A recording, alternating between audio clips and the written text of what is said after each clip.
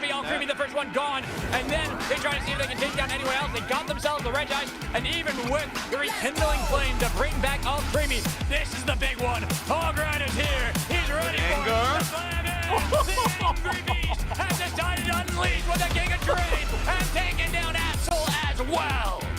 Great mystical mirage as well to protect your team from that seismic slam and Victory Road. They found the answer for the aggression Pineapple was showing them. Charizard back to the spawn room and Victory Road will not budge. They know this lane is ours. Triad Blitz comes out and that's a triple KO from you. Looking for more here on the side of Seasons as well. I mean, buddy, that's absolutely unbelievable. Ultimate has been proven to be defeatable. It took it 12 entire weeks. Oh, there goes the Infinite Cyburns. Has managed to find a couple of hits and Buzzwole dives on in. They get hit in the face by the Venusaur, by a Starby having to rethink their life choices, but they get back on in here. They do find the place again with the Ultra Slow Slam, and they pick up Venusaur. Husky, 1 HP and a dream for Fire Starby with a double KO. Nice pick up here. Midnight Star's committing into it. We do see the win come in, and the slam from Boss who should pick out to Lucario. Oh, he lives! The Lucario lives! He's been coming in, committing to the fight. Get the power nap out from Snorlax here, and the Mystical Mirage came through as well as they rotate down here. Ultra Full Slam from Buster manages to find the KO, and now they land onto the Blazing Kid. Corkslam Crash comes out, the Slow Beam onto Dodrio. Oh, Night Terror, they're taking down Victory Road one by one. Verve Esports, they're climbing the proverbial mountain. It's going to be Rubble Rouser that comes out from Jirawe. Has to use the Midnight Slash on the side of Christo, and despite Alchemy using their Unite move, they don't come out on top. It's going to be a triple KO here for Jose. They look for more. Vazid getting so weak on the side of the Alchemy. See some more coming into that top lane right now, though. This Talon Flame is being a bit of a nuisance for them. The Flame Sweep is going to come on through, and oh, baby, they clean up Azeri Esports. That's a triple. That is an almighty quad. They're on Groudon, and even though they're on the other side, or now it's going to be on Eldegot to secure it. The enemies, they get it yet again, but then they get deleted. 13 weeks of non-stop action has all come down to this. 12 teams will compete. Only one can take it all. Welcome to the European League playoff.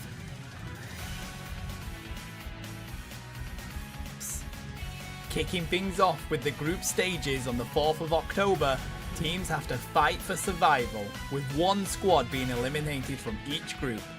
No rest for the survivors though, as playoffs start the very next day on the 5th of October. Teams will battle through a double elimination bracket continuing on the 11th and 12th of October. Finally, after overcoming mediocrity, 3 teams will be left standing for Championship Sunday on the 19th of October, with a shot at the title of the first ever EUL champion. So, let's see who has earned the right to fight this gauntlet. Ultimate have been the Goliath of 12 weeks of the league until finally Crash Out GG handed them their first L, showing the kink in the armour for the GOATs of the league. Mia Familia have been comfortably midfield for most of the league, although a complete change to their roster in the mid-season has seen them improve and take some big wins. Los Duros started the league with a 3-loss streak, but bounced back in the final half with some brilliant synergy play. Fast becoming a fan favourite team, Los Duros may be considered underdogs, but that's exactly how they like it. The enemies ended the standings with a very comfortable 2nd place. This team has been dubbed the Silent Assassins, as they are just behind Ultimate in game wins. However, in the final week, they were handed a rather upsetting loss, so you can bet they will have both eyes set on making it to that final trophy battle. The Victory Road have found themselves in contention for top 4 throughout the whole of this league, often swapping places with other top teams as they each defeat each other. Slipping a little from form in the final weeks, they will be looking to bounce back big in the group and playoff stages. Shawarma Squad are a team that has struggled to find wins for most of the league, though the losses are often a Groudon flip or Ordino hit away from being a win. Up against the might of EUL in elimination games, will they be able to make it to Playoff Sunday? Verbs Esports are another team seen as underdogs, But after a huge upset against the Victory Road in Week 13, their stocks have shot up, and this squad could be one of the hardest to predict. Café du Martin have been very comfortable for the majority of this league, only losing to other top teams and taking a game from Ultimate. They have been seen as the team that everybody compares themselves to. Crash Out GG are the only team to do what was considered the impossible, and they take the crown of being the ones to hand Ultimate their first and only L in the league. Their hunger, not satisfied though, will lead to a brilliant clash with anyone they come up against. Do You Like Pineapple have been one of the steady hands of EUL, being very consistent throughout until a surge of wins in the final weeks landed themselves 4th position in the standings. Where there is one, there will be another. Banana Peelers has a nearly identical record to Do You Like Pineapple, showing us the level of talent on show in this league. Azeri Esports rounds out the teams, coming from last place in the league, but much like other squads, many of their games came down to one final hit. They are fresh off a massive win against the enemies, giving them untold levels of confidence coming into these group stages. 12 teams come into the group stages, having to first survive against relentless competition to even make it to the playoff stages.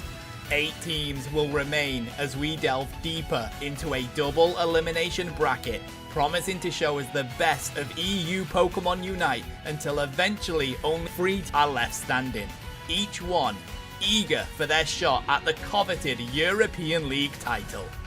Forged in fire, for their team, for themselves, for glory. Join us on this journey as we find out who will be crowned the first EUL champions. Everyone to the playoffs of the European League, brought to you by Unity Clash. Hello there, I'm Zero In on Alex, one of your amazing casters, but I'm not by myself. I am accompanied by an amazing caster, Nightera. How are you doing, brother? Hey, what's up, brother? It is time for us to rock the stage as we go into one of the most amazing matches here today. Alex, it's been a while since we've got together. I think it's been, even you've forgotten that we've done this at least once in our life. Yeah, it's been a hot minute. I mean, when you're talking about the European League here, brought to you by Unity Clash, it has been just, I mean, Tano went over the whole format and how things have gone really well. It's been 13 rounds of round robin through 12 weeks. We made it to the top 12. They got into a group stage. One team from each group got eliminated. We made it to the top 8 just to get to victory. But today, we are moving on with our bracket. Apparently, yesterday we had some fiery battles. There was a lot of amazing things going on, but we did unfortunately have to say goodbye. But let's take a quick look at our bracket, where we have made it. We have made it thus far, and we are going to be covering a lot of the lower quarterfinals and the lower semifinals today. As we have seen, Team Ultimate and Banana Peelers were fighting it, duking it out in the semifinals. Right. Ultimate did unfortunately drop into losers bracket, who we will be seeing the enemies clean sweeped Do You Like Pineapples. So the 4 teams that we're going to be looking at today are Do You Like Pineapples going up against the Victory Road, Team Ultimate versus Café du Martin. Ooh, I like these matches. It's gonna be one for the ages as they push up to the semi-finals here, and we're gonna be covering that later on. So we need to figure out first who these teams are, coming out. Which teams are coming out on top before we get into our loser semi-finals here. And I've got, some reservations. That fun thing for you, Alex. Yesterday, we had a conspiracy theory because, if you look at the winners semis here, we had Ultimate going down to Banana Peelers, which is monumental in and of itself. But just below that, we had Enemies versus Pineapples going 3-0. I am a firm believer that Pineapple just did not want to face the other, fruit name till the grand finals. I think they're just trying to save a beautiful match going forward at the 19th of October. That is my call here. So I'm quite happy and excited to see when Pineapple starts playing. But that's just me here. I don't know about what expectations you have, but EUL will definitely grant it. I mean, that's the beauty of this tournament. Like you said, I think that's a great conspiracy. It's like pineapples, they just want to meet each other against the banana peelers. I mean, Exactly. fruit on fruit action at the end. I mean, that's some high stakes. But, you know, when we talk about this, we are going to be watching 3 amazing sets today. We are going to be seeing CDM versus Ult, you know, Café du Matin versus Ult. And then we are going to be seeing, do you like pineapples? Which, by the way, do you like pineapples for that matter? It's a tough call this early. Are we talking about a team or are we talking about the fruit? Because I think I can go for A little bit of both. right now. I kind of want to little get an bit of both. opinion on both. Okay, all right. Then I kind of want a little bit of pineapples right now because I'm kind of, I'm feeling a little bit, peckish. Haven't eaten too much yet today. Get some fruit in your systems, and that's exactly what we need for this stream. Moving on to Do You Like Pineapples versus Ultimate here. So this is gonna be exciting. I'm honestly stoked. You know, we want to get these matches going as quickly as possible, but again, we want to remind you we are going to be covering 2 best of 3s with a ending with a best of 5. These are 2 teams who, again, I know production has shown that some hearts are going to be breaking. We never want to be able to say a team say goodbye, but at the end of the day, this is a bracket. There is a tournament. And moving forward into today, Nitera, is there any Pokemon you expect to see Mega or Lucario. not see? I would love to see Mega Lucario and not see Mega Lucario because they banned it. They banned it. We're never gonna see it, but I would love to see it. I mean, I would love to see Mega Lucario as well. Do you like Lucario? I couldn't tell that you might be into Lucario or Mega Lucario. If only there was a way, a hint to look almost at a glance that you were into Lucario in any way, shape, or form. I got it. Have you seen my shirt? No. It's a lot of fighting types here. You know, a little bit fiery. You know, Right, packs a yeah. punch. That's why I like Mega Lucario. It's not the background. It's the shirt. It's a shirt, of course. It's a You shirt. gotta have that. But listen, I am excited when it comes to watching these 2 teams. I mean, other than the fact that Mega Lucario just gets banned, but I mean, there are going to be teams ready. But why don't we go over the team players really quick to kind of go over to see who we have on these squads. Covering first, I think it's Team Ultimate. I think that's who we're going to show up. Again, let's take a look quickly at the record that they've had. I mean, throughout the tournament, Team Ult going 15-1 in total is not anything to snuff at. Meanwhile, Café du Matin have gone 12-4. So when you get deeper into this bracket, you can really see these teams who have really shown up and why they are here. Now, to look over a little bit of the rosters, let's go over Team Ultimate. That would be Kiwi, Nachos, Traffy, Mbac, and Kiorio. And Nitera, why don't you cover Café du Matin? And Café du Matin with Cascade, the Bap, J-Pa, Aslino, and Vox Show. Now, of course, both teams have their set of accolades here. Unfortunately, the joke about, Tano being at EUL is not going to be present because Tano isn't even here to make that joke. But, Alex, I think you have a good say into the teams here. Maybe I'll give you a brief rundown because you're right. Ultimate is the team to beat. Until you saw the 15-1 record, they were beaten initially and now have been seen to be felt by banana peelers. So I think they kind of want to run back at this, and Ultimate's going to be playing their hearts out here today. Café du Matin also no slouch here, having made it through the group stages. They had a rough climb here, and I think this is going to be one of their toughest match yet. Alex, I love this climb. I love an underdog story. Everyone says that. Every caster has to use that line before. No worry about that. But I think today it'll be the most genuine you've ever heard me say it. Oh, absolutely. I mean, who doesn't love a Cinderella story or an underdog story, Yeah, that's new. I mean, again, when you're talking about a Team Ultimate who've gone 15-1, they finally got shattered by the banana peelers. So, of course, this is where now they're a Cinderella story. They've fallen from grace, and now they're trying to get back to be the team on top of everything. But the question is, will they have what it takes to go up and against Do You Like Pineapples? Café du Matin versus Team Ultimate, as we're already getting set up. Here we go into the ban phase, and Buzz Weezy, the Buzzwole, will not be entering the fray as Team Ultimate is already going to be locking them behind. And we are hearing quickly that the roster did get changed. Kiwi is actually being replaced by Qatar on the side of Team Ultimate. Yeah, it's gonna be a little bit rough here because Akiri definitely a strong player. We've seen him go about it, and you know it was been insane here. But Qatar, no slouch as well. We've seen it yesterday on show for everyone to see. Of course, Hawk Rider is gonna be Nachos here. It's gonna be insane onto the central area. But of course, our two Pokemons that we're gonna be banning aside from Empoleon here, default ban, is Hoopa, who's gonna bring a lot of mobility to the map, and Comfy here, which means that we're not gonna see a dynamic duo come into fray. Yeah, no dynamic duo, but what we will see is that Suicune was still left on the table, and just as quickly as Suicune gets picked up, Cafe Dumatin, very smart, very clever. You want to pick up the Blissey. Blissey is just such a good counter into Suicune, along with Snorlax being one of, not only in EU, but in NA, we have seen respectively that Snorlax is that playmaker. It can do so much. It's the most value, even though it's not the craziest Pokemon, it brings a lot of value to any team, as Qatar is going to pick up the defender in Umbreon and Traffy picking up the Greninja. And on the other side, as we look at the next two picks here, I think it's going to be something that needs to, you know, complement Snorlax's slow speed here. They want to stay far away from it anyways, as Snorlax pushes through with maybe Block or even Yawn to shut them down. High damage, high range, that's what you're looking for here. I'm not looking at that, but I love the two pickups here. Two of my favorite Pokemon. But, you know, Alex, if every time I say this, I challenge you to say that you're going to pick something because they're going to switch it immediately. Oh, absolutely. That's what we call the caster's curse. Nothing we say is relevant. It will always be changing. I do like the Espeon, though, because it does give them a little bit more range than they had initially. Lucario, still a Pokemon that has shown up and can do plenty of work for a squad.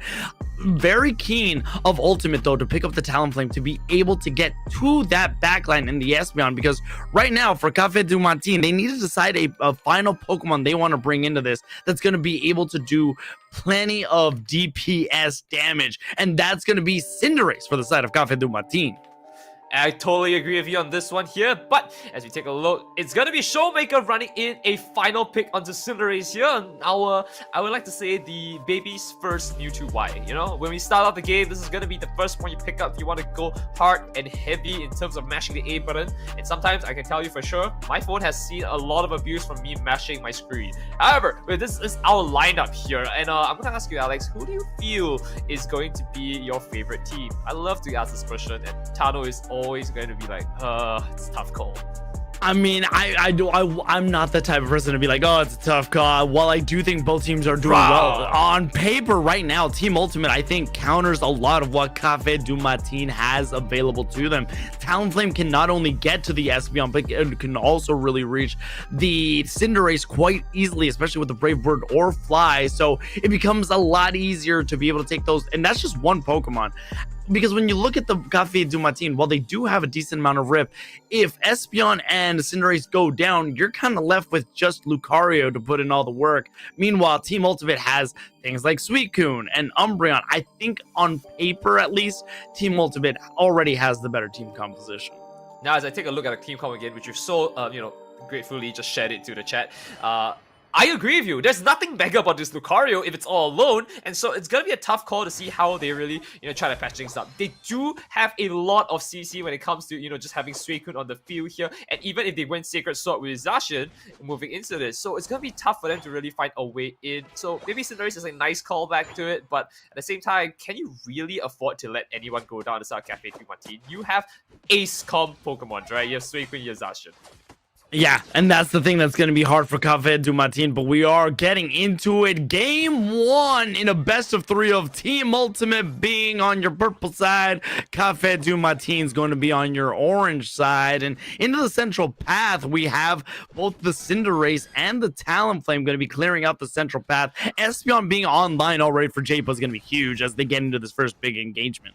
Already, we're seeing on the top side here, a pickup on the side from the Reboot here, moving into Zacian, and of course, bottom side here, another pick up for the side of the Fletchling though. So that's a 1-for-1 trade on both lanes here, so we have a clear winner on each side. However, the points are going to be starting right in here. Lucario with his first stack and the second to boot as well, and they're going to try to see if they can find a response against this overlasting lane moving to the Altaris here. E-Speed is the pickup here for today, so it's not going to be the Mega Lucario pickup, but it is going to be fast, furious, and a lot of resets.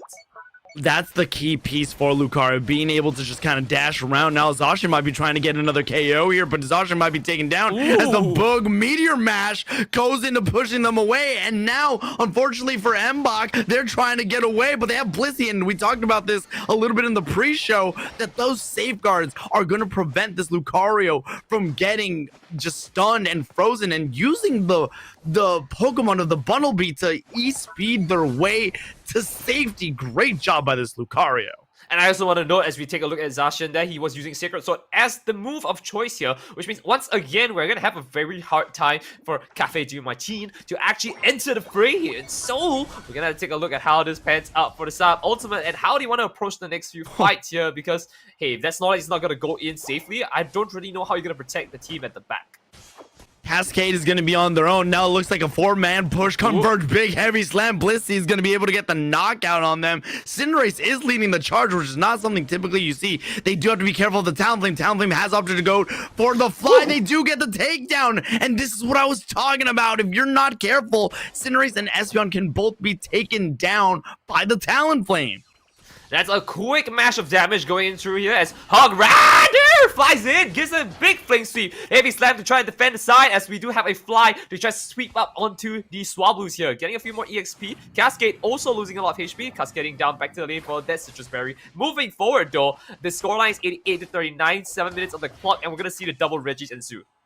Double Regis are about to spawn onto the field, but something happened is Cafe Du Martin kind of had an early lead and be able to flank properly, but now things are starting to turn the tables. They do have Cinderace at level 9. Regice is the Mon that has spawned at the bottom. Talonflame is just kind of lurking. Big ol' snarl. Bicycle kick goes in, but no, it's the Talonflame who's able to get the secure. Traffy's now going in too. They're trying to get the Snorlax. That's a 3-piece KO, and just like that, they are going to try to get a 40-piece, and that is a 38 overcap in the bottom path tier 1, Nitera.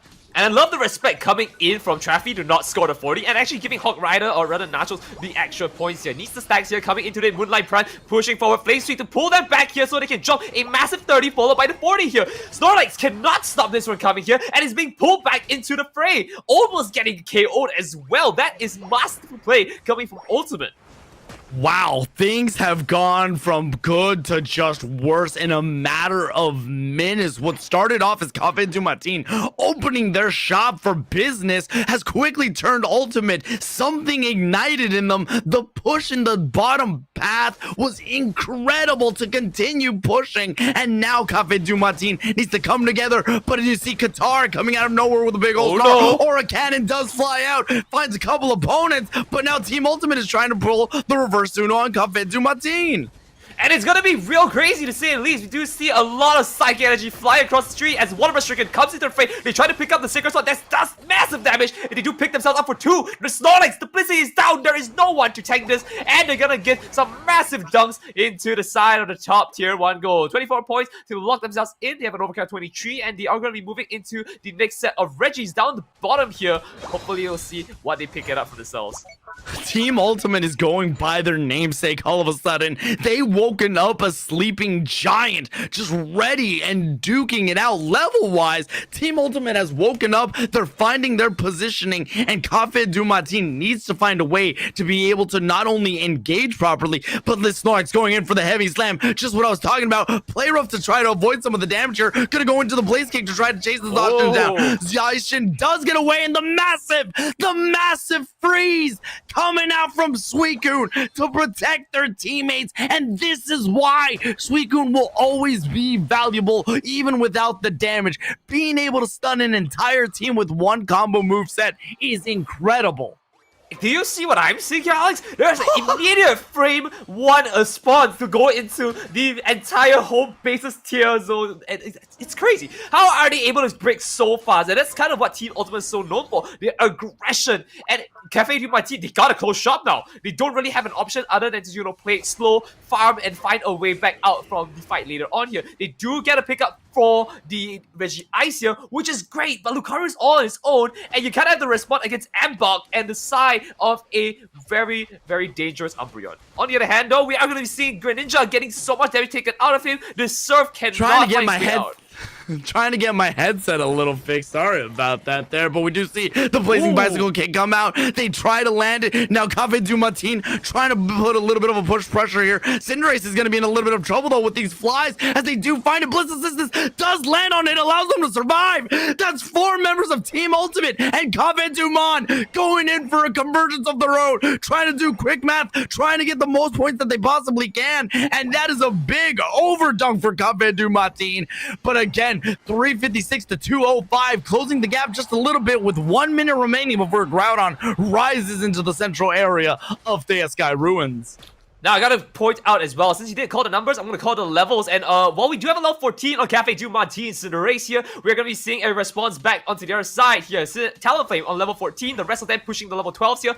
And also, we're looking at Unite moves. A lot of Cafe du Matin kind of burned the Unite moves. You called the Blazing Bicycle Kick, and where is it now? We have to be ready for the fight at 2 minutes. And right now, I'm not sure Cafe du Matin is ready to open shop and take a strong team fight. Ooh, Qatar wanted to try to be a little sneaky guy there, trying to be a sneaky little Umbreon, but the Cascade was right there lurking behind. So they wanted to get the jump, but you kind of called it right there. You know, Cafe du Matin needed to try to find a way to get their Unite moves back. Blissey barely ticking into their Snorlax, meanwhile, just kind of giving vision. But look at where Traffy is. Traffy is looking to try to get a sneaky back cap. Meanwhile, you have Inblock just trying to do what they can as a Suicune to just kind of create a little bit of space between the teams here. You don't want to get caught out, especially by the Talonflame. Oh, and already the flame sweep early on to see if he can take any fights down. They're starting it off the 2-minute mark. Very strong with a fly into Cinderace's face here. The power dive to stop them as well as the Moonlight Pride. A giant Sacred Sword to stop and block the entryway here as we have to see massive damage taken by Cafe du Matin. But look at the players that are still standing. 3 is to 5 here and it's slowly going down. The Aura Cannon not dishing out too much damage here. 2 players left. Blissey is down. Snorlax last one here. And you know what they say? When Groudon is on, the game is on. Ultimate stealing that one back for themselves here and going to be charging down to the home base go pad. You know, we talk about Caster's Curse a lot. I called it in the way that this story was gonna go. The Flame Sweep was able to pull Cinderace away, and Talon was able to take down Cinderace and Espeon. And who were the last 3 up? That's right, that was Cascade, the Snorlax, and you also had Blissey up. You had Azalito, Voxsho, and Cascade. And now you don't have a way to do massive amounts of DPS. Cascade could only do so much, especially with Azalito not being there to kind of assist enough time. 675, 1 minute remaining, but I think Team Ultimate not only has the ultimate offense, but they're about to show off some incredible ultimate defense.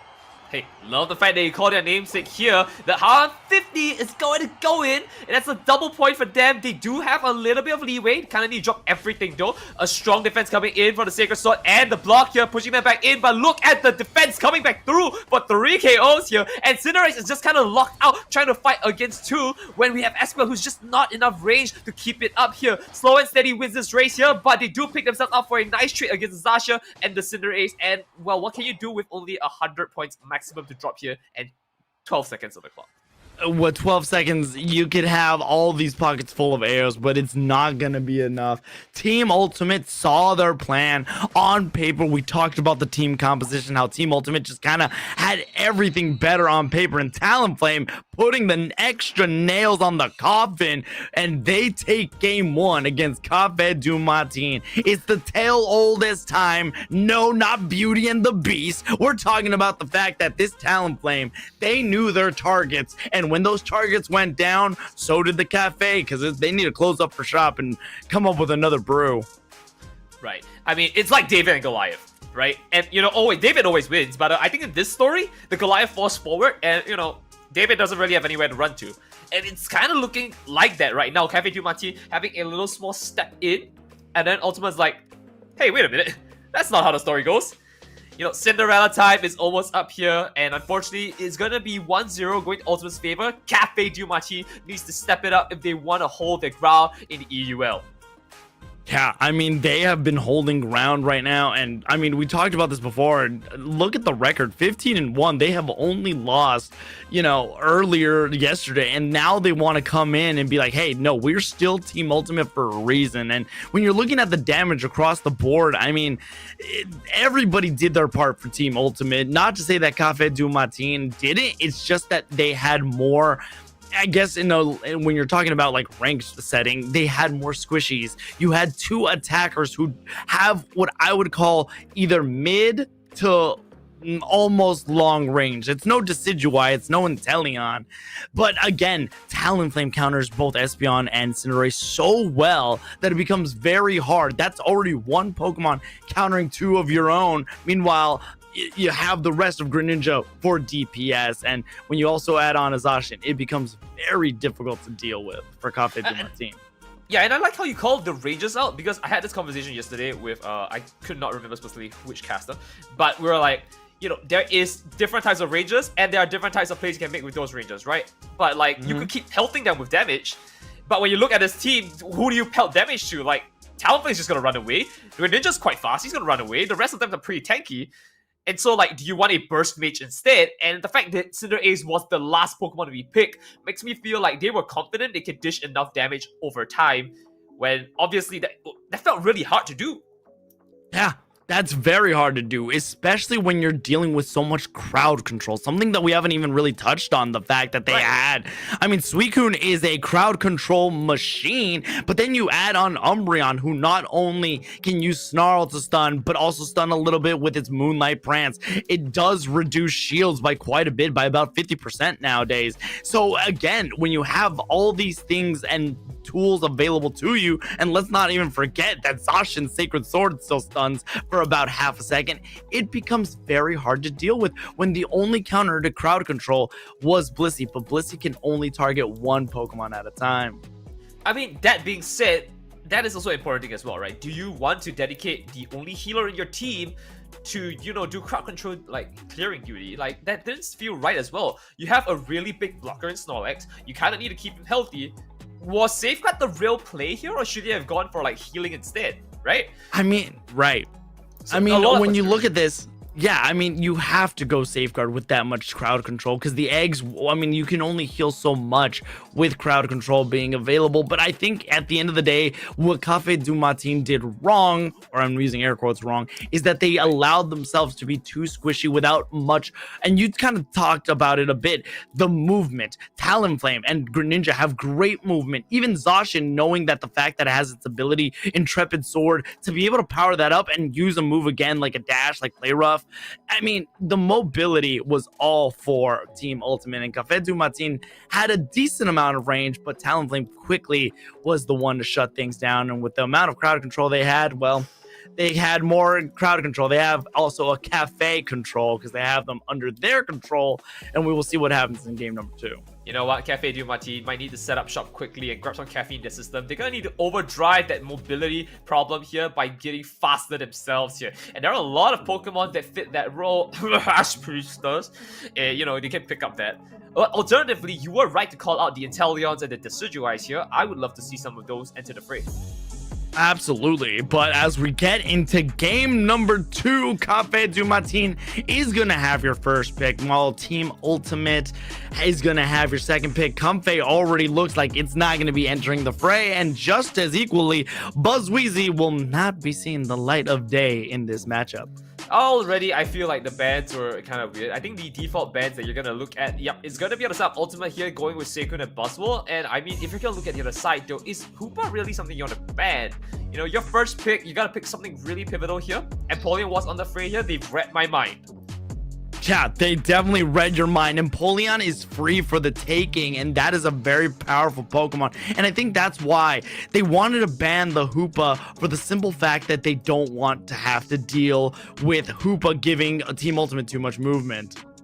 Right, and actually this is something interesting, because I don't know if you know, but recently there was a Japanese tournament, and one of the top picks for the Pokemons were Blastoise, Eldegoss, Snorlax, and guess what? Empoleon with pick 7 times, 70% pick rate, had a 42% win rate.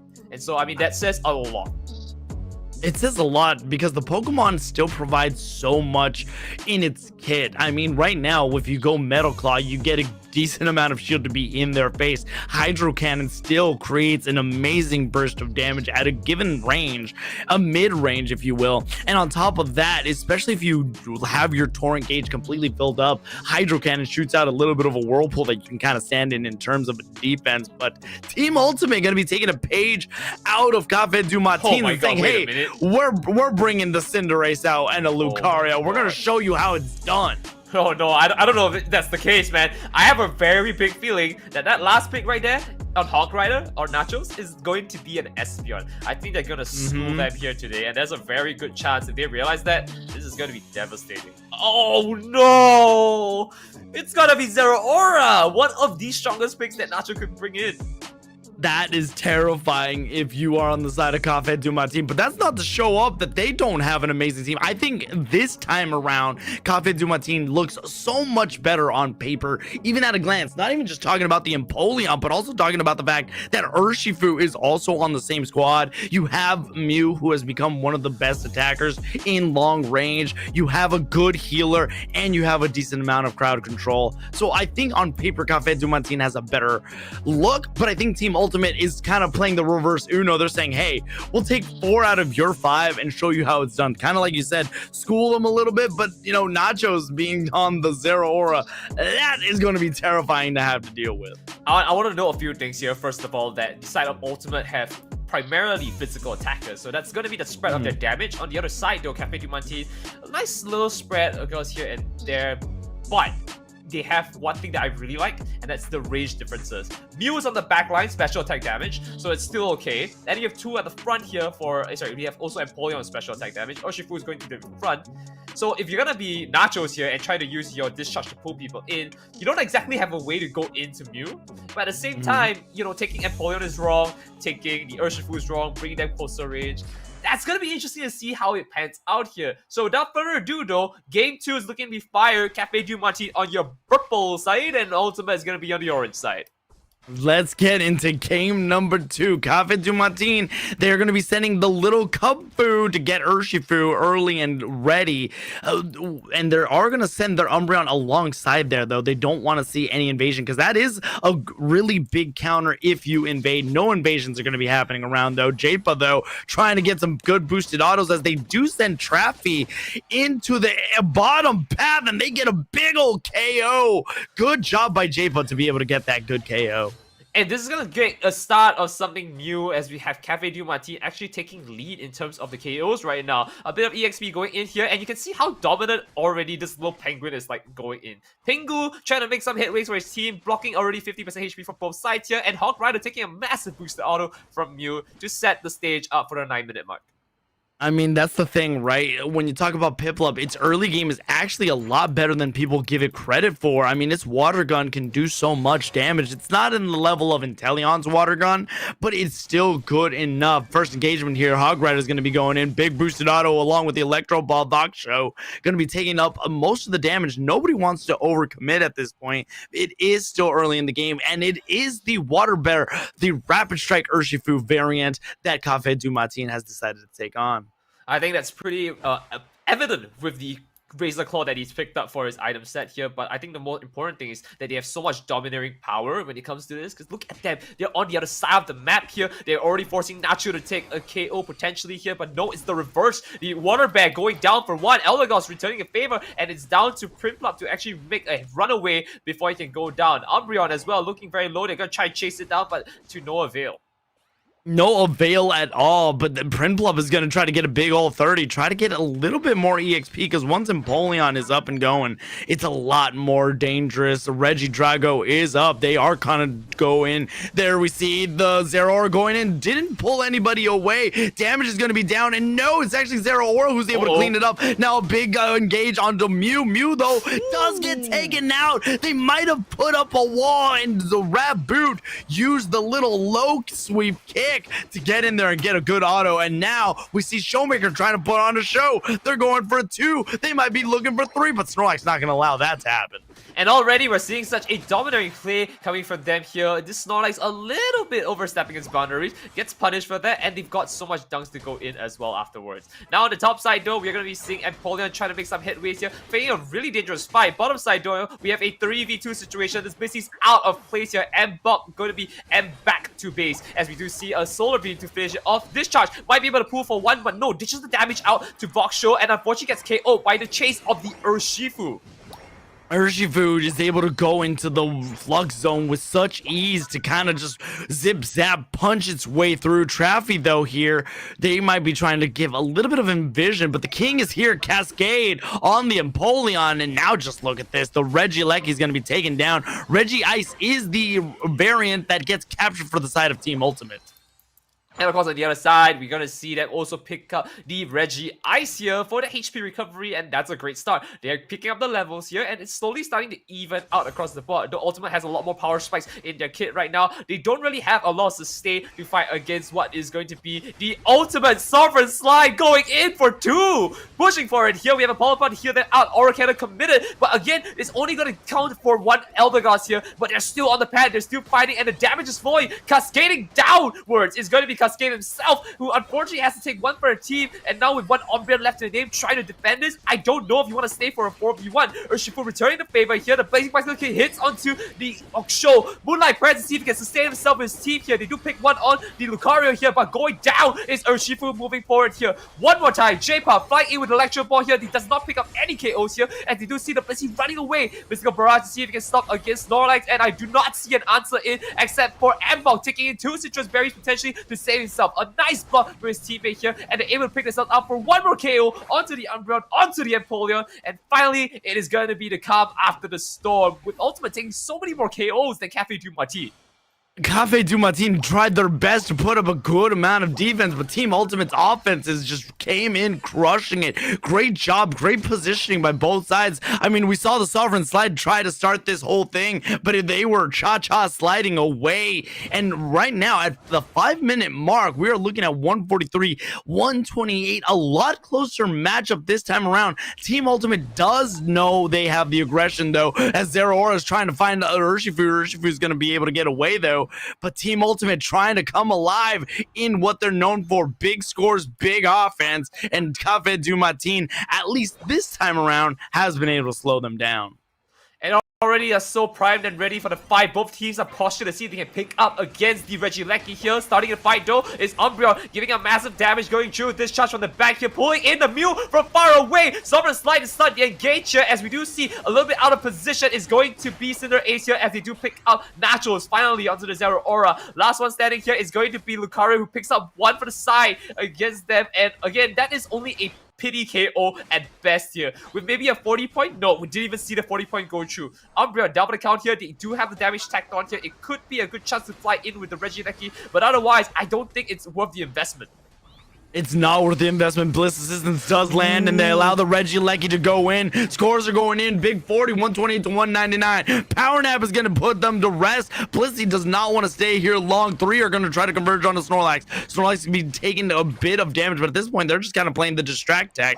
Get 2 points in. Mission accomplished. My team gets away. Qatar did what they needed to do, and that is amazing push by for the side of Team Ultimate, though. 201 to 128 as Registeel is going to be the next objective, but all of a sudden, Nitera, Ultimate is coming alive. You know, everything seemed to be going well for Cafe du Martin, but all of a sudden, the pull of the Eldegoss says, I can't take Urshifu and Polium. That's fine, I'll just take your support system.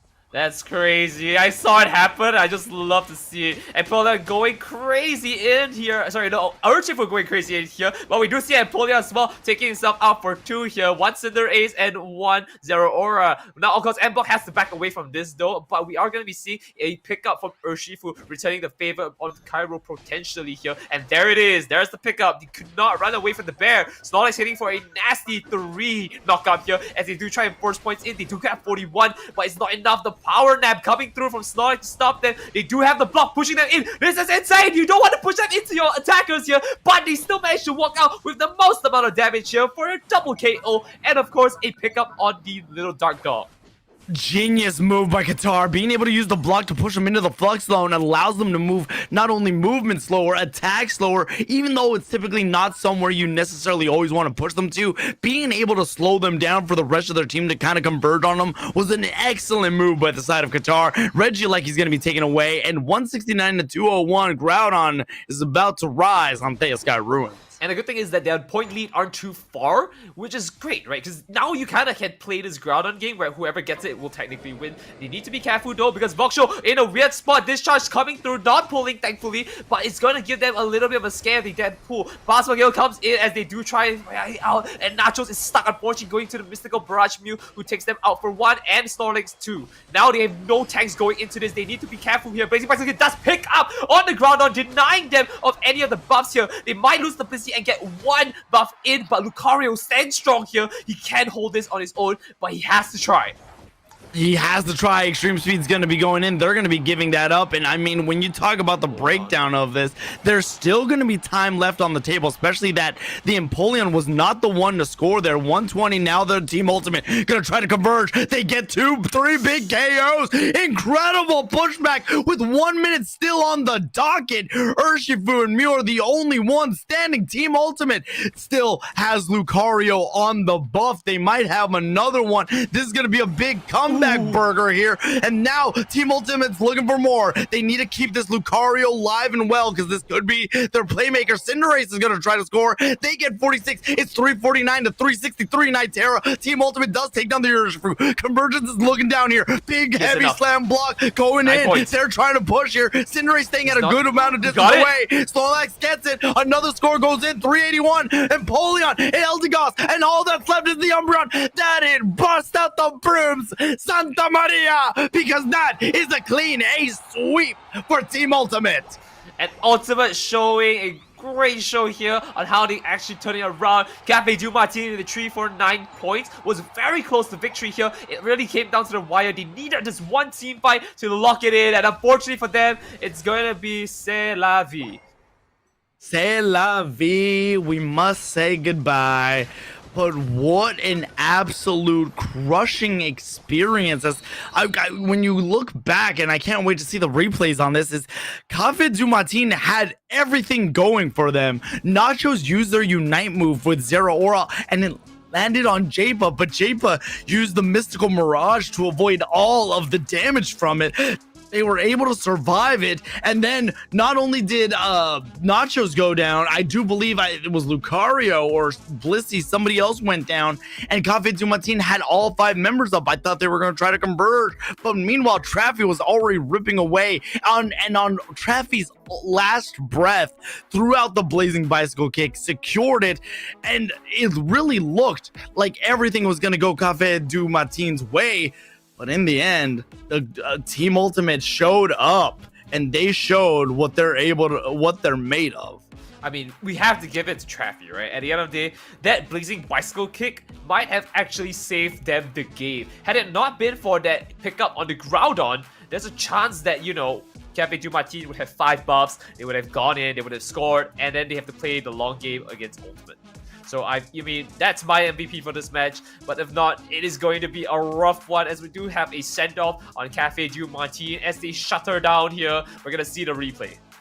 Replays gotta be seen. Even from the early game, things were still a little bit more even, and you know, when you even look at it on paper, Cafe Du Matin just had such a good comp that you gotta be left your head scratching like, man, what went wrong? What went right? Why did we lose? And I really do believe that in the end, when we go back and we get to see some of the replays of the Groudon pit, that's where you're going to see a lot of the big mistakes. But that's also to say or Team Ultimate utilizing Snorlax, Qatar, bringing them in that moment into the Flux Zone to have levels. And there was that big skirmish right here at the 5-minute mark where so many levels were gained for the side of Team Ultimate.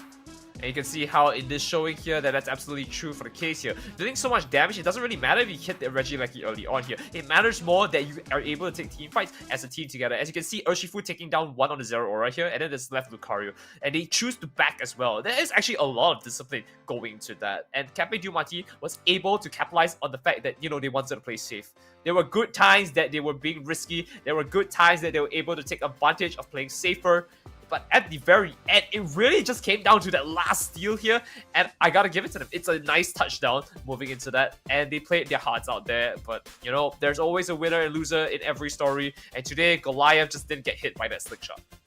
I mean, looking even back at that, I mean, Cafe du Matin had their members up and Team Ultimate only had Kyorio up. Kyorio said, hey, I got to give up a path. I can't defend it on my own. But when the squad came back, they came in full force. Traffy's positioning and just the scoring, the broom, the sweep, an ace. I mean, Team Ultimate, they're a team to their namesake. They have gone 15-1 and they're on a vengeful path on the loser side. Hey, if you don't have a perfect score at the end of the day because of one team, you gotta get your revenge on that team at some point. And right now, Banana Peenuts is holding that crown of, you know, Titan Slayer. We're gonna see whether they can pull themselves back up into a fray here for the finals with Banana Peenuts here. But otherwise, we've got a nice rundown of Cafe du Matin versus Ultimate here. Again, GG's to both teams. Cafe du Matin, unfortunately, will bow out of this, but they are not forgotten. They've got great bots here, Alex. I think they have to hold on to that. They gotta review that. And they've got us to cast over it. So that's one for the memories as well. But otherwise, I think we're going to have to take a short break here, Alex, unless we've got something else going on. Maybe an interview, potentially. If not, short break because we've got another match coming soon. Yeah, I do believe we're going to be taking a quick timeout. We will be coming back to you with more here of the European League, brought to you by Unity Clash. Ooh la la.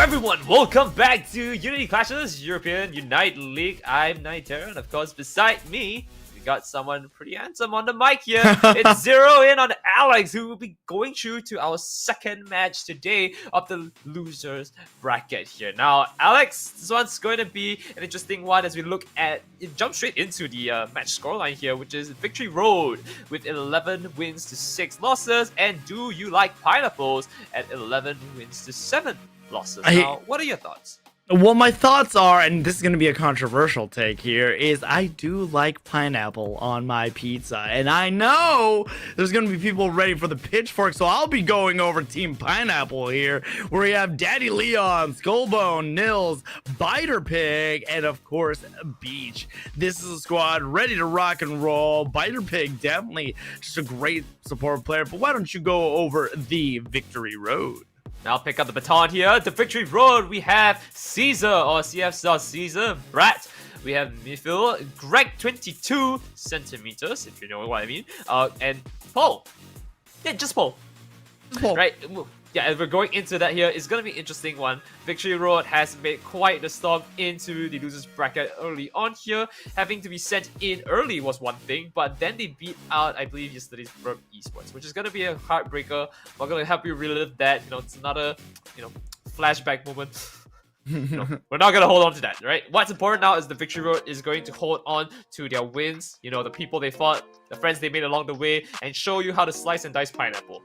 I mean, hey, again, I would love some juicy pineapple. I'm a big fan, and you know what? At the end of the day, we are here to cast some Pokemon Unite. So as we get into the ban phase, Snorlax and Empoleon are going to be banned out. Good choices. I'm not even surprised a little bit to see Empoleon put back on the ban list. Hey, you know what? Absolutely deserved after my last match, and I'm glad to see it. They've watched the stream, and if you haven't been watching, start turning your screen on.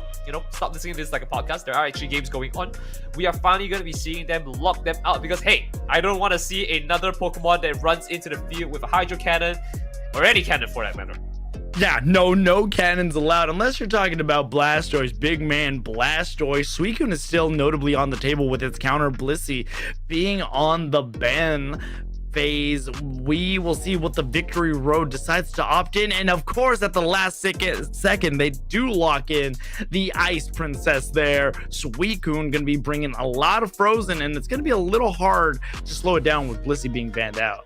Well, that's crystal clear to me that Victory Road definitely are hungry for the win here, but we're gonna be seeing a Mosquito flying around to see if they can annoy and stop them in their tracks here. That's gonna be Buzzwole and Hoopa to boot as well. Mobility is gonna be king for Pineapple here. On the other side, we're gonna be responding with Mewfield's Mew, which means that this Buzzwole is gonna be taking a lot of damage from far away. Can't touch this Mew just yet here. And in return, maybe Clefable might run Gravity to stop any movement potentially. So they have to be careful not to pick Pokemon with too much movement abilities here. Pineapple has to be clear that Gravity is an option. Gravity is an option that's going to slow this down, and honestly, Buzzwole right now is not looking like it's going to have a good time against Suicune, Mew, or even Clefable for that matter, and Caesar's going to be locking in the Zoroark. The Victory Road looking at Pole. What are they going to choose? Another all-arounder to kind of be in the face of Do You Like Pineapples? Though I do like that Skull brought the Leafeon. Leafeon's going to increase the amount of mobility, and it can get to the back line and potentially try to take down Suicune and the Mew. Maybe force out a couple Unite moves would be good. I don't know. I'm so thankful that the cameras cannot see me because I was screaming my mind out. I saw the pick out of Blaziken, and then last second they swapped to Lucario. I mean, I'm happy for Lucario. Don't get me wrong. I just don't think it was right in that case. Blaziken just felt so correct in this situation that it just run into the team. And right now, we're going to have a final pickup on one of the tankiest Pokemon to date here today. We're going to be seeing Venusaur back into the fray for the final pick of Pineapple. I mean, I like the idea of having Blaziken, but I think what the Victory Road is trying to do is they're trying to have a more early game comp. When you talk about a Pokemon like Blaziken, it does take a little while to get going, especially in this meta. You want to have a Pokemon like Lucario who doesn't need to evolve, and at level 5 can do a decent amount of pressure, can do a decent amount of damage. You don't have to worry about getting to level 7, and even more so, getting Blaziken to level 8 so it's able to switch between its movesets. I don't hate the Lucario Lucario, I think it's a better overall set going into a Pokemon like Leafeon and Buzzwole, who also can do things at an early level. You don't want to give up too many EXP, and I think Blaziken would just take a little too long to get going when you're looking down at the face of a Buzzwole and Leaf. Right. So at this point, I think it's kind of clear what our consensus is. We have our favorite teams here, but we're going to call it as Pineapple is going to be my favorite team because they are fruits, not because of the team comp. Oh, is it all about the fruits? Is that what it is? Fruits, but it's all about the fruits. Pineapple second. Gotcha. I mean, I will say I am a big citrus, just fruit kind of person. So pineapples. Do you like pineapples? I mean, their namesake is pretty good, so I'm all for it. All right, I hear you loud and clear here. However, I don't think we've got any lemons here today. But when Mike does give you any kind of fruit here, try to make juice out of it, and the Victory Road is going to hopefully see if they can make them down into a blender. Or will Pineapple just show up with an amazing stellar idea on how to put salad into the mix? Alright, Alex has kind of gone soft for a little bit. But yes, as we go into it here, we're going to have the Victory Road on the left side here, the Purple team, and of course, Pineapples. You're going to be on your orange team. Oh yeah, we got it going now. We are good to go. Pineapple is going to be heading down the bottom path. We do have Bulbasaur and the Crustle with the cake on top. I like this combination. Look at Lucario. This is what I was talking about. Something that Torchic can't do is phase off this. It also doesn't have a from what the Meteor Mash does, and Lucario can escape a lot of danger. And honestly, looking at this, Buzzwole's definitely going to struggle. We are going to get an early fight, though, as we do see Leafeon kind of merging in. They do have both buffs available to them, and they can go into a major convergence here. Meanwhile, on the bottom path, we do see Lucario barely make it out with the nick of time. And look at who is here, Zoroark going in for the Night Slash combo, not the Fade attack. And I like to see that X come with a few here, because once you see that, well, it's a good night for you here. And early on, we're going to see all the Alteras down for the count here. Damage is being dealt, but not enough to get any KOs here. They're going to have to play a little slower right now, as you do see the Natsu spot in the middle. So they're going to contest that. The two Centurion Mons here, they just want to see who can grab the most EXP right now, as we do see their buffs spawning as well. So this is going to be a bit of a problem for them. On the bottom side, it's looking very healthy for the Victory Road, as Pineapple is taking a backseat in terms of the evolutions. Evolutions are not going to be a top priority right now, as they have most Pokemon ready to kind of go, other than Crustle, who of course, as I say, that gets evolved. But Lucario again has a good way to kind of move things around. They are just kind of waiting to see what they want to really strike. This Buzzwole is going to try to pick them up. It is going to be, though, from what it looks like, I think that was Power Up Punch coming out from Lucario. And that's a great start. I mean, you want to have some burst damage here, then it's going to be Power Up Punch for sure. Moving forward to the bottom side here, we're going to see a very dangerous fight coming in, and it's going to be dangerous for another team right now. Pineapple getting punished for extending too far out, as we do see Caesar taking so much damage and getting punished himself. I just said you extended too far out, and you just did the same thing, Zora. You shouldn't have done that.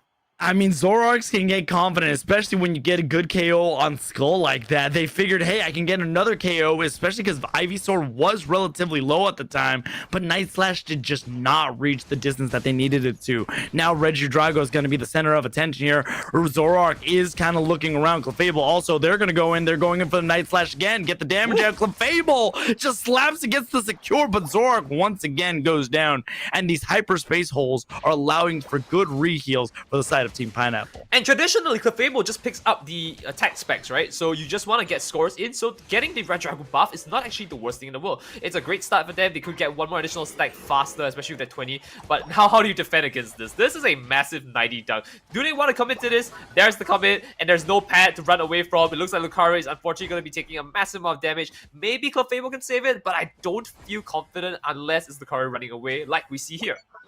Lucario able to get away, and even more so, Power Up Punch is going to allow them to avoid any crowd control, especially when you're going up against Buzzwole. We go back to the topic about having Blaziken, how Overheat puts you in that unstoppable position. Well, guess what? Power Up Punch does the same thing. Night Slash claws at the way at them, but the Hyperspace Hole is allowing them to get away safely. Rage Ice is the subject here, but we see the Verdant Anger Solar Beam combo come out, and now it's time of big convergence. Do you like pineapples? Do you like KOs? More like it. As the Solar Beam combos are going in, you have a good Rock 2 and Solar Beam Wombo combo going in, and now it's a big time to converge. Three members are trying to score, and it's just the Clefable who's not letting them. hey, this is deja vu. We saw this in top lane here, and the Clefable just couldn't defend this. I don't know what they were expecting to change here, and it's even worse now that we have Crustle with a score shield. However, moving on to that now, it looks like we have Zoroark trying to push into the levels here. The level 9 is online, and it's going to be anytime soon. We're going to see the Nightfall Days to dish out some damage and get a few KOs for his team here. Buzzwole on the top side being locked out all on his own here. We might see that fight happen just a bit.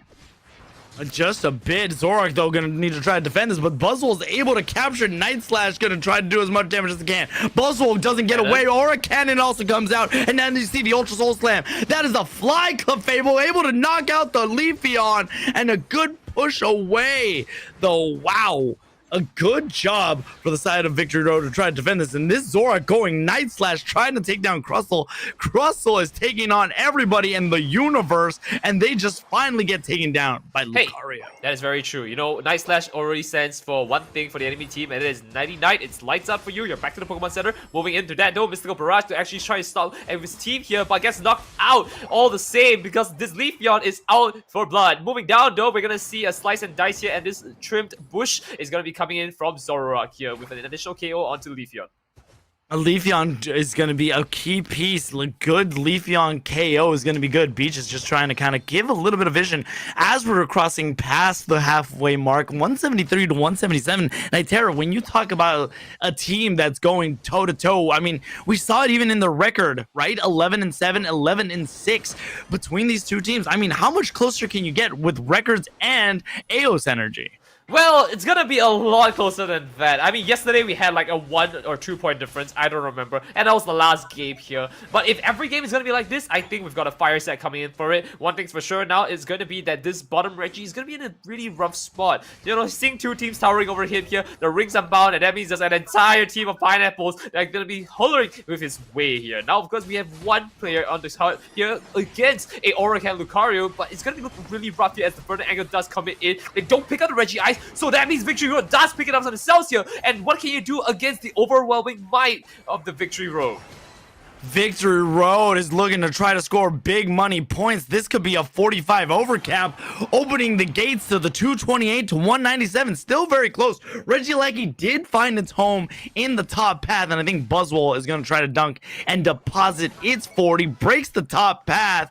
I don't believe there is going to be enough time for another Regieleki, so they won't have to deal with too much pressure. But right now, Lucario and this Mew are on the prowl as Buzzwole gets away. Woo! Using the smackdown range to get out of range and also get into the hyperspace hole. Wow.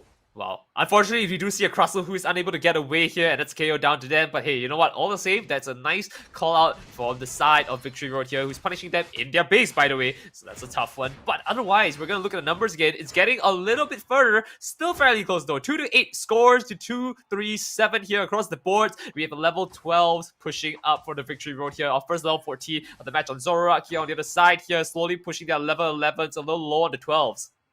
You know, Zoroark having Night Slash in this economy is not something I expected and definitely wasn't on my bingo card, but it has played really well. Level 14, Suicune still needs its Unite move back to be able to freeze, and right now, 228, 237, we are cutting it close. We are talking about a game of inches, but Hoopa gonna try to get an early dunk on 20 and then get out without too much pressure. And I love to see that, because as we go into it, it's going to be a tough one for them to really pick themselves up from. As we move into the 2-minute mark here, they have Unite moves to kind of spare, but the damages are being dealt. I mean, you don't want to see yourself at half HP, especially with Zoroark and Lucario. They're going to need a little bit of Moonlight to save themselves here, and now Mew's caught off guard.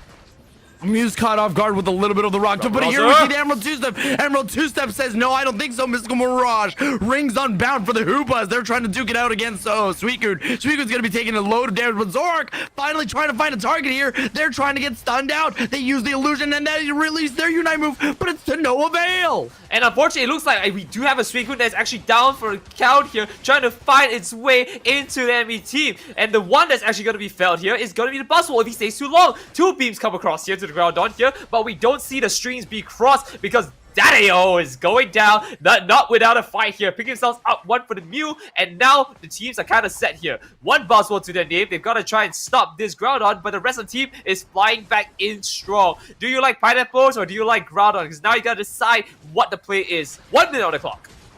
228 still remaining to 257. They had an opportunity, but Venusaur played its part. It was able to kind of stay alive long enough to allow their team members to come back. Lucario trying to find a piece here. Zora gonna go in for the Night Slash as Buzzwole comes back. Buzzwole staying alive using the shields and is able to survive all of that. Able to get away, but Groudon is taking a little bit of a beating. Only 4 members are up. They don't have their Zoroark. I think with 30 seconds remaining, it becomes a score push.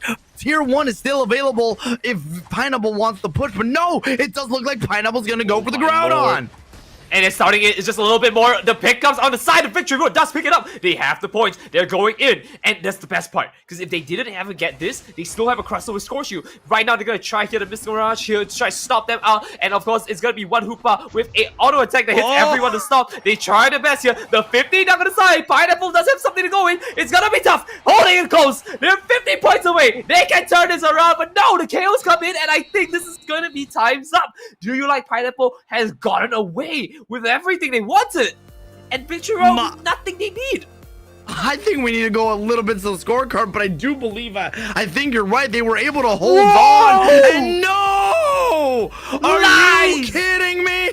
Oh my God! Lies, My Alex. goodness. Lies. This is absolute atrocity here. Can you believe what we just saw? 442 to 357. The Hondo Burger was not enough. They were able to get some sneaky scores in. Were able to break the bottom path and scored a couple points in extra. And just like that, what a finish. We talk about going to the scorecard and how much closer can it be. Well, let me tell you, they were able to get away. Pineapples are not alive, and now the Victory Road is looking to take another victory. Call out to Biter at the end here for using his Unite move, because mind you, Biter did use it in the fight in Groudon, and they used it again. So not only did Biter somehow manage to get his Unite move back, but he was able to use it effectively to defend a 2-push, which is something its auto attack can do. Multi-target. Masterful class here from the Hoopa. Biter, you are one to show. Look at the replays and how they really managed to hit that point. I mean, it's one of those things where early on we saw the Zoroark and we were like, wow, I can't believe we have a Night Slash in this economy. And we talked about how aggressive. This was the aggressive push, but the eject button allowed them to get away. And that's the thing. Look at Clefable. Just very airily, just able to slap it away. Great moments overall. And I mean, I think this really does boil down to the Groudon fight, because everything before then was very tight knit. You saw the Clefable barely secure. You're seeing the Venusaur barely secure, but man, what a game. And Groudon was absolute cinema. You know, I would say what a game ender here, but we still have this full best of 3 to go through here. And you see this fight, the Emerald 2-step coming in here, and was completely punished. No fear for the Zoroark, just going in and just saying, I'll take it. You know what? You've dealt your cards. It's my turn to show you mine. Here's the Royal Flush back to base. Royal Flush back to basics though. It always felt like both of these teams throughout the entire match was very just always tight knit, whether it be KOs, whether you're talking about score. But here is where things really started to go absolutely bonkers with the defense on both sides. And there was a point where Victory Road again had everybody down minus the Buzzwole and the Venu. And you know, when Groudon's up, you don't want to leave Venu up, because its solar beams can not only do massive amounts of damage, it can do massive amounts of secure. Yeah, I mean, there's another saying to what Tano usually says, you know, when the Groudon is on, the game is on. Well, when Groudon is on, you don't want to be Horn. Yeah, you really don't. But look at the amount of beams just kind of between these two. And look, Venusaur surviving this much longer and also getting a KO really paid in dividends. And we see how just at the nick of time, this Buzzwole just survives a Night Slash, a freeze, and is just gonna squeak away with like negative 10 HP. But the shields it got allowed it to survive. Caesar's gonna be taking a big amount of damage, and just surviving that much with a Buzzwole. And look at this, the Mew slow-mo electro ball to secure. And what a push. I mean, this match, mind you, is game 1. was absolutely bonkers as we saw these two kind of duke it out, and we see eventually Buzzwole's trying to counter score, and you also have Suicune and Mew taking out the Leafeon, and they get a good score in. And I love how I want to call out the strategy here, right? Because at the end of the day, you know, people are like, take out the T1 early because, or like, don't take it down because we want to score somewhere. And I think, well, Pineapple just took that to the extreme.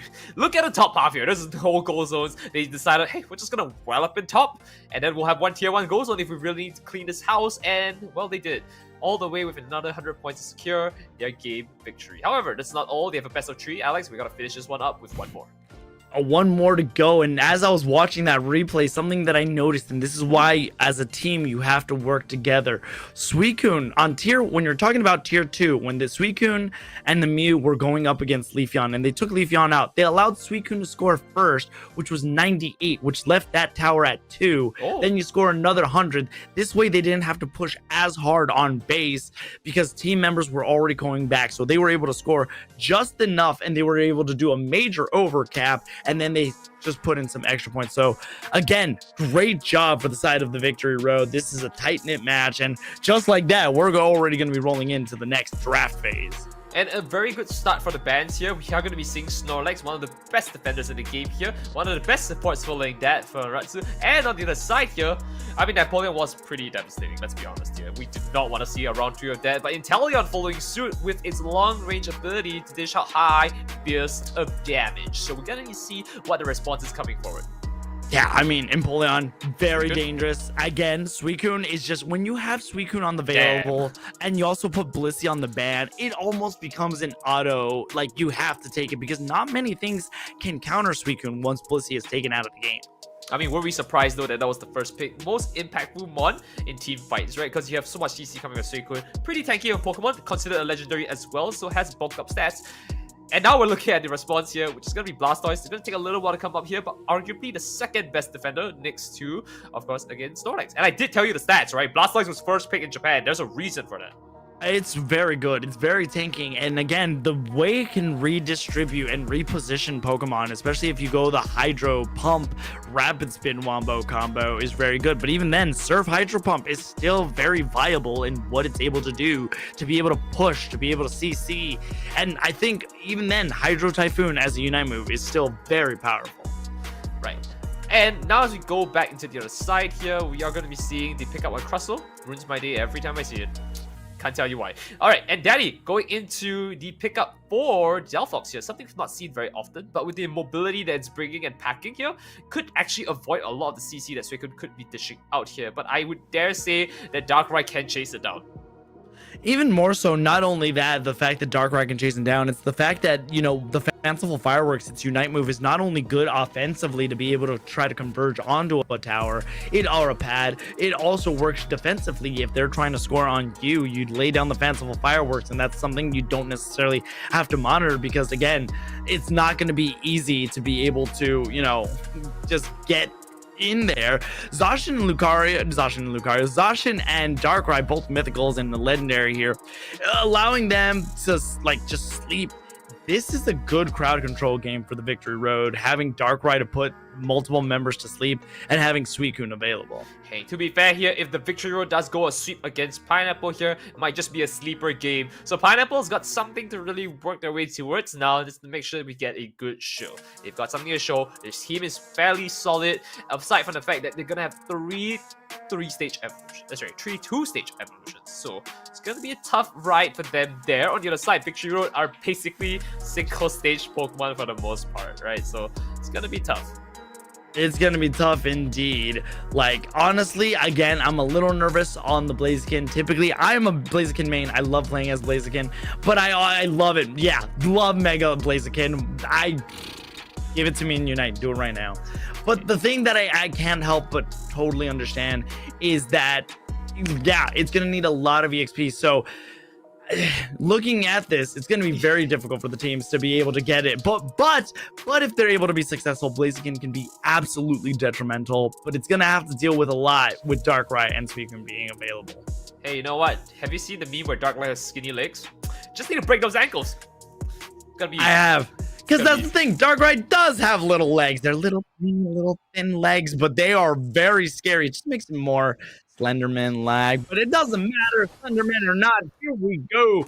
Game number 2. The victory road is on the verge. Moving on in the loose bracket. Do you like pineapples? More like, do you like victory? Because they need to be able to get a win to stay alive. Right, and now we're gonna see into the bottom side here. We're gonna see a pickup onto the Dwebble and the I don't even remember Fennekin. There we go. Suicune is gonna be a devastating matchup for both of them, as Water type is super effective on these two here, and I'm not really sure if you want to get wet against Daddy. Oh my God! Is somebody playing Usher? Because Daddy's home. Finnegan needs to get back, and they are gonna try to get as much EXP as they possibly can. Zash and Clefable very classic, but this Hoopa doing a decent amount of job to try to stun him. But look who's looming, little Mr. Skinny Legs. Do not skip leg day. The Darkrai is here. Right, now going in for that here, that's the first damage going in for them. A sleep to buy some time for his team, and that means they've got quite a bit of responses on top side here. Bottom down there, a Crustle to pick themselves back up right now, and this is going to be a bit devastating for them because top side is going to be the happening moment, and bottom side, just nothing to do but to just kind of play safe because they've not a lot of HP. They don't have a lot of HP. They got to play a little safely here. Combuskin is already on. Does allow them to get repositioned. The fact that they have the central area farm and good full heal coming out of Darkrai to not get pulled in by the Blaze Kick. Right. We're already getting an early start in terms of damage here. The range difference is insane going to the bottom lane here. I don't want to see. This is like bullying. This is definitely going to be difficult, though. I mean, Clefable's going to try to invade. Hoopa's not going to allow to let that happen because, again, they allowed Blaziken to have the central area farm because they do need it to get up and on. Typically, you see Blaziken in lane, but in a game like this, you got to get it online because it's going to be a heavy damage dealer. Again, we talked about this. Pineapple's comp is very more late game than it is for the Victory Road, but Regidrago is up. Who's going to try to go for it? Right, I mean, when Regidrago is going, the going gets tough because everyone is trying to swarm there, but it looks like Pineapple's being forced back in. The joke was just kind of forced on. But as we move into that, this is the problem now. The entire team, when it comes to Victory Road, is actually swarming. They're not letting it cross the go away. They're going to collapse onto the Regidrago next, and what are you going to do? What are you going to do when they come for you? Suicune's going to try to put a little bit of a free show, but we see Darkrai's going to go in. They're going to catch Blaziken. Blaziken does get the overheat off, but not in time. They're not level 8 yet. Meanwhile, Blastoise is going to go online. Some big heavy hitters for Do You Like Pineapples is coming up, but the question is, do they have enough answers for things like Clefable or Darkrai, and most importantly, the Suicune? I don't really think they have an answer right now when it's protected by so many people. They have a Zacian with them, they have a Clefable with them, and Darkrai is just coming scot-free. However, we're going to see the crossover moving back to base here and returning to the fray. Let's see if they can pick themselves up for the first set of double Regis here. Bottom side, we're looking Pineapple, looking a little bit better in terms of the numbers here, but one Blastoise to the nade. They're going to see if they can take themselves out. Neil's looking a little bit low here, but able to push back Caesar, and it looks like it's going to be a great day for Pineapples as they start on the Regieleki.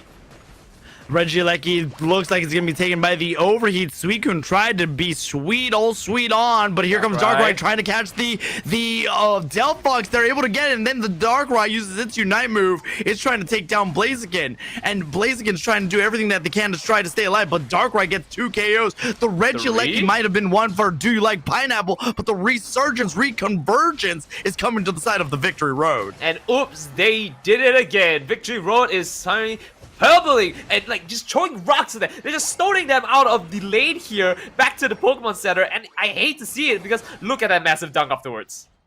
That is how you do it. And, you know, the Clefable used its Unite move and it rolled the Hyper Beam. Just an extra insult to injury. And they don't care. Victory Road is trying to pave their own road to victory with this Darkrai, who is just being so massively aggressive in the face of Do You Like Pineapple. They need to not overcommit, though, because Pineapple will 100% take advantage of this, as Blastoise does need its level 9 to have its Hydro Typhoon.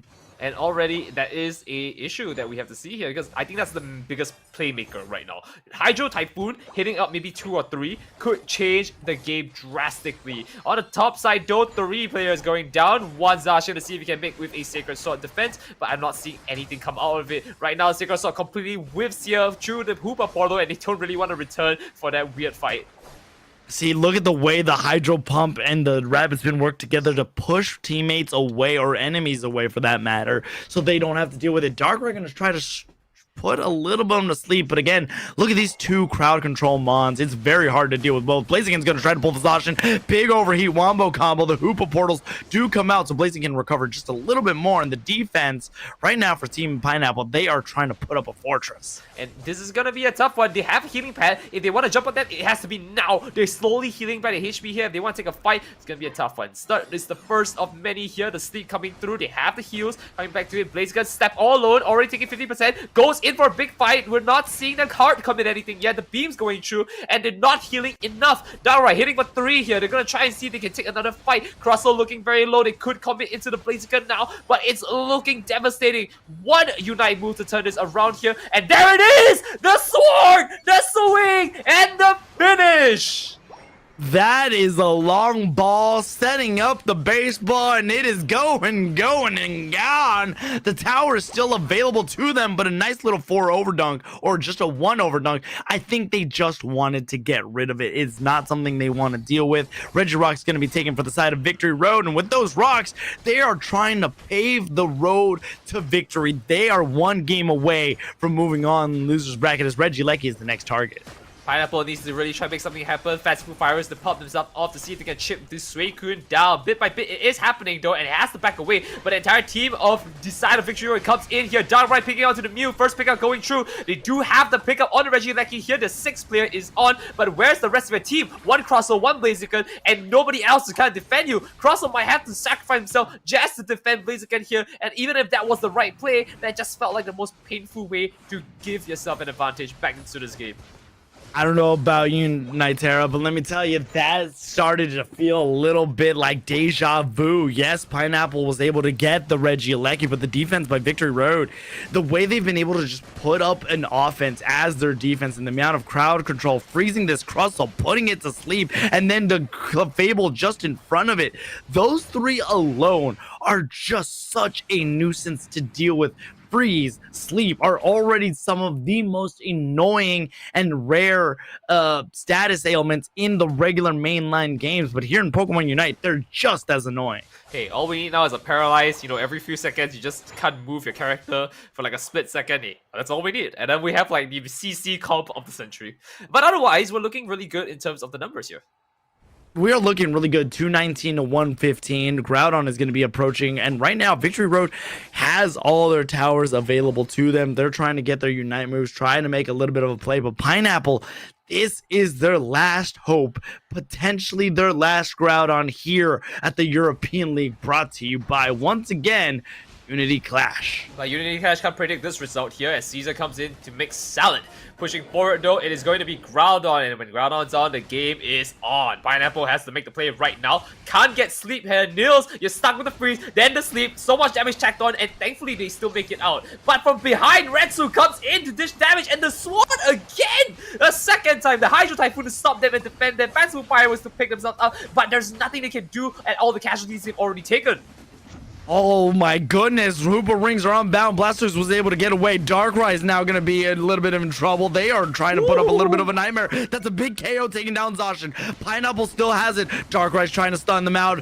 Rings unbound are done, but now Groudon's getting a lot of attention. Nobody's paying attention there, but Darkrai does take Blaziken away. It's its Nightmare Warehouse. They don't want it available because it's one of the best confirms in the game. Groudon's taking lots of damage. Big Unite move coming out from Suicune. Lots of bodies are still up from both sides. Groudon is chipping away. Who's gonna get it? The Darkrai! A nightmare brought to life! It is Darkrai who's able to get the secure. It's not good night yet for Pineapples. They have a chance to defend this. They have only 1% on the pad. Retsu is the one, and they just need to buy a little bit more time. Blaziken back onto the field. He's jumped to the bottom. What is he doing? He needs to join his team at top. Darkrai on the top side. Downfall jumping across to respond. Does defend this. Has no fanciful fire will stop this. So they need to play aggressively. And look at Retsu running away. Darkrai with the 50 on top here, which means this is going to be another 100 from the bottom here. The distraction is coming through 399 to 115. Alex, is going to be a rough one. This is it. Pineapple having to watch their dreams just snatched away as Victory Road. Darkrai was an absolute nightmare to deal with as they are put them into a bad dreams. But unfortunately, Do You Like Pineapples needs to wake up from this dream because their dream is over as Victory Road continues on to victory in a 2-0 fashion. Oh my, I have no words. I have no words. The greatest European Unity League match of what deserves to be on a pineapple could have come to fruition, but the Victory Road unfortunately has denied that from everyone here today. It was a spectacular match, a 673, very close back-to-back all the way to the very end here, and for some reason, it just slipped out of their hands. Pineapple had it. Pineapple had it. It slipped away. They were able to get Caesar, but my 112k damage. This Darkrai was not afraid of anything. They asked, "Are you afraid of the boogeyman? Because I am here." They were the boogeyman, and Victory Road. Moving on, great damage all around. I can't help but think Pineapple was doing so well and it was within their grasp, but that Darkrai held on to its Unite move because they knew the only Pokemon they wanted to use it on was Blaziken because that was going to be their big secure. We had already seen Nils use their Unite move, so they didn't have the Hydro Typhoon, so Overheat was going to be the next best thing, and Skull got taken out, and from there, the amount of crowd control and push, just Victory Road, they are them right now.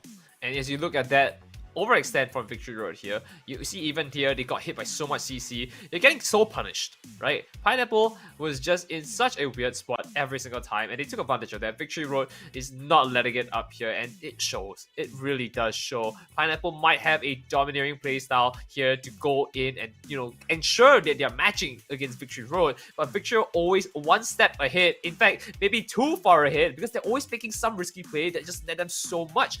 Look at the home run that Zacian did. Twice, mind you, it happened.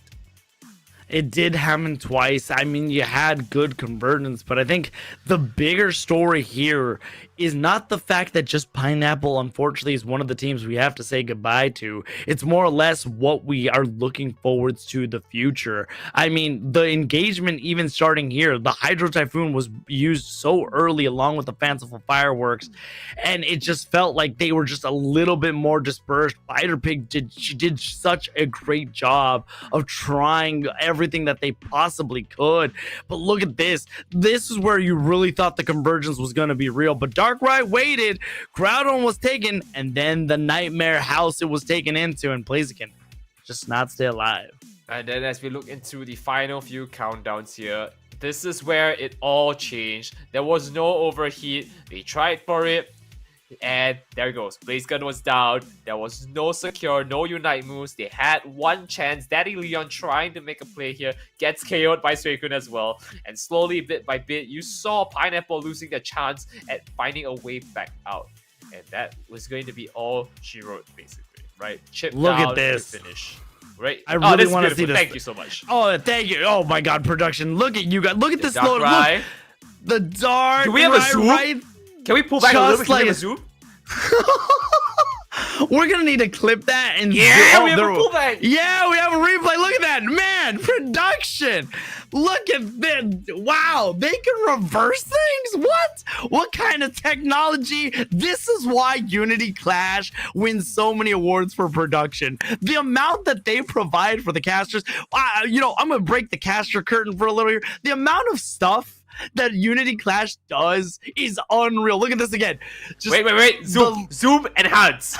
Zoom on the last orb there. I don't think we can zoom, but what we can do is slow it down by frame by frame. Look at this. It's literally... We can! Go to the purple. Go to the purple. Oh my God. Zoom it in, and then we're gonna see it hit the exact frame where it disappears with the HP. Oh my God. This All right. production. Oh, hold on. Alex, thumbnail clip. Quick, do a nice face and let the production capture it.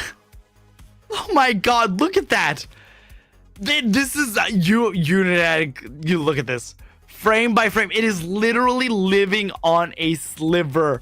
Everybody's hitting it, and the little balls hit Darkrai or Groudon, and boom! Unbelievable. That's Unity Clash for you. Okay, again, pulling away the curtain for just to say, oh yeah. Do you think they got a clip yet? I don't know. Hopefully they did.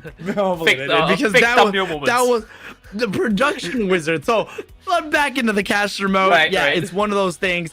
Yeah, you don't see it coming. But thank you for production. You guys are absolutely incredible What a giving beast. us that. And also But- thank you for Pineapples, right? Because they Yes, did yes. play spectacular. We cannot forget them. Give this man's a raise, whoever's doing production. Give this person a raise. But you know what is also being raising an eyebrow here is that we're moving on. Team Ultimate has been waiting. So Victory Road has paved their way to victory, but their ultimate challenge is up ahead of them. We're going to take a quick time out. We will be right back with the European League, brought to you by the amazing, spectacular production of Unity Clash. Don't go anywhere. Nitera and I will be right back.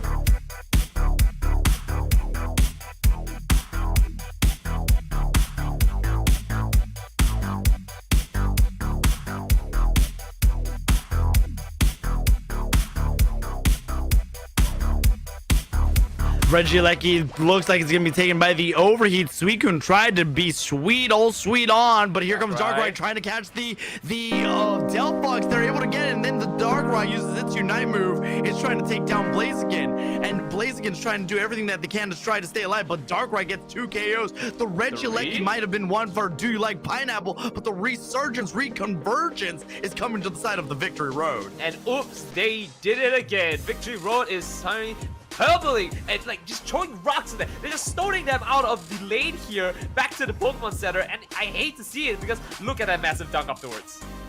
That is how you do it. And you know, the Clefable used its Unite move and it rolled the Hyper Beam, just an extra insult to injury, and they don't care. Victory Road is trying to pave their own road to victory with this Darkrai, who is just being so massively aggressive in the face of Do You Like Pineapple. They need to not overcommit though, because Pineapple will 100% take advantage of this, as Blastoise does need its level 9 to have its Hydro Typhoon. And already that is a issue that we have to see here, because I think that's the biggest playmaker right now. Hydro Typhoon hitting up maybe 2 or 3 could change the game drastically. On the top side though, 3 players going down. One Zacian to see if he can make with a Sacred Sword defense, but I'm not seeing anything come out of it. Right now, Sacred Sword completely whiffs here through the Hoopa portal, and they don't really want to return for that weird fight. See, look at the way the Hydro Pump and the Rabbit Spin work together to push teammates away, or enemies away for that matter, so they don't have to deal with it. Darkrai gonna try to put a little bit of them to sleep, but again, look at these 2 crowd control mons. It's very hard to deal with both. Blaziken's gonna try to pull the Zacian. Big overheat wombo combo. The Hoopa portals do come out, so Blaziken can recover just a little bit more. And the defense right now for Team Pineapple, they are trying to put up a fortress. And this is gonna be a tough one. They have a healing pad. If they want to jump on that, it has to be now. They're slowly healing by the HP here. If they want to take a fight, it's gonna be a tough one. Start is the first of many here. The sleep coming through. They have the heals coming back to it. Blaziken step all alone, already taking 50%. Goes in for a big fight. We're not seeing the card commit anything yet. The beam's going through, and they're not healing enough. Darkrai hitting for 3 here. They're gonna try and see if they can take another fight. Crossbow looking very low. They could commit into the Blaziken now, but it's looking devastating. One Unite move to turn this around here, and there it is! The sword, the swing, and the finish! That is a long ball setting up the baseball, and it is going, and gone. The tower is still available to them, but a nice little 4 overdunk, or just a 1 overdunk. I think they just wanted to get rid of it. It's not something they want to deal with. Regirock's going to be taken for the side of Victory Road, and with those rocks, they are trying to pave the road to victory. They are 1 game away from moving on. Losers bracket, as Regieleki is the next target. Pineapple needs to really try to make something happen. Fast Food Fires to pop themselves off to see if they can chip this Suicune down. Bit by bit, it is happening though, and it has to back away. But the entire team of the side of Victory Road comes in here. Darkrai picking out to the Mew. First pickup going through. They do have the pickup on the Regieleki here. The 6th player is on, but where's the rest of the team? 1 Crossbow, 1 Blaziken, and nobody else to kind of defend you. Crossbow might have to sacrifice himself just to defend Blaziken here, and even if that was the right play, that just felt like the most painful way to give yourself an advantage back into this game.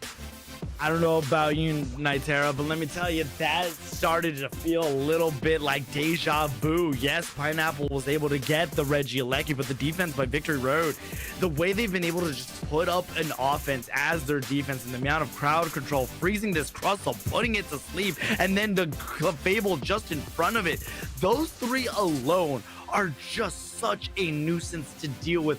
Freeze, sleep are already some of the most annoying and rare status ailments in the regular mainline games, but here in Pokemon Unite, they're just as annoying.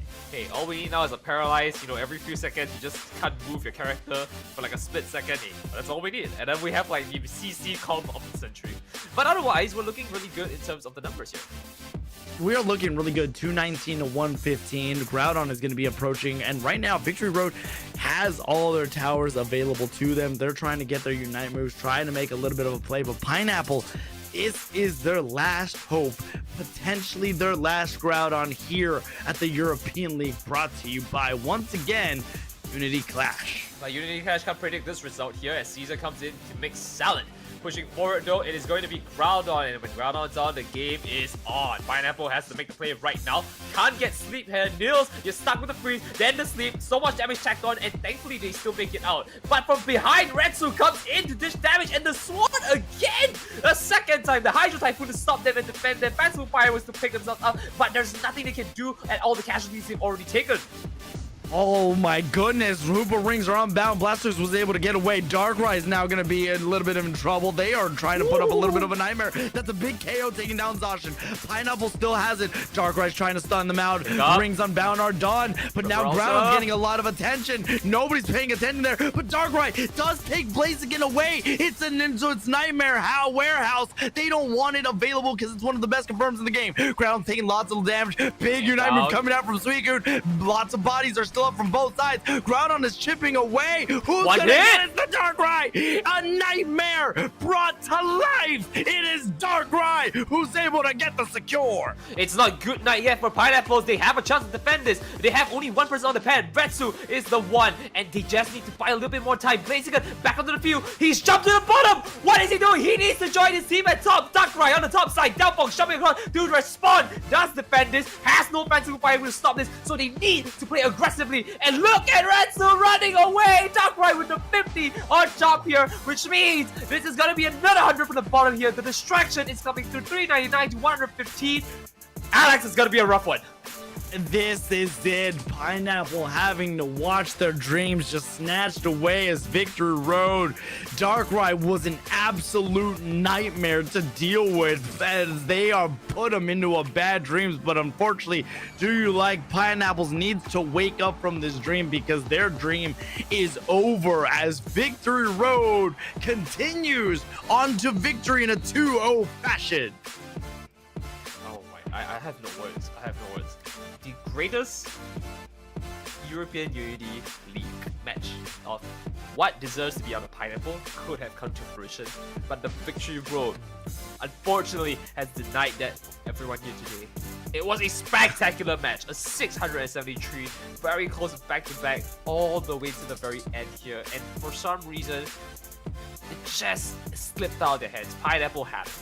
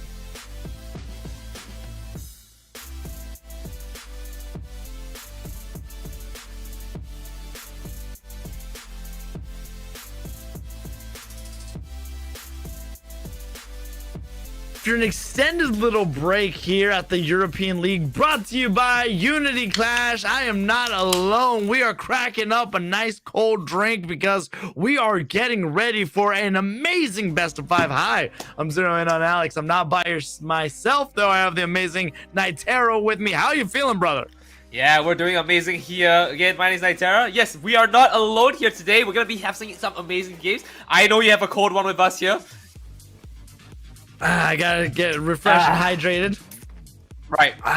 Where are we? Right, we're talking about games. Today is our final game, right? Because we're going into the match that we're all been waiting for. Team Ultimate and the Victory Road. They both won their brackets, and now they're going into this. Let's see who reigns supreme in this. I'm excited because the thing is, the last time Ultimate and Victory Road saw each other, they saw each other only once, which was during the regular season over the past 12 weeks, and they only faced each other once, and it was a clean 2-0 sweep. Team Ultimate was able to just run away with it, and they have just been amazing. Team Ultimate is a team to beat, with bans being Buzzwole, Blissey, Suicune is also taken off the board. Other Pokemon are still going to be available in terms of support, but it does look like Snorlax and Eldegoss are going to be taking the side of Victory Road. And I gotta agree with you. As they go into this though, you're absolutely right to say that there is a history behind it. But here's the fun fact though, because at the very least, you know, Victory Road will not lose 2-0 this time. Right. It's kind of impossible to happen when you have a best of 5. That's right, it's a best of 5. We have a best of 5, so Team Ultimate's going to try to clean this up as quickly as they can.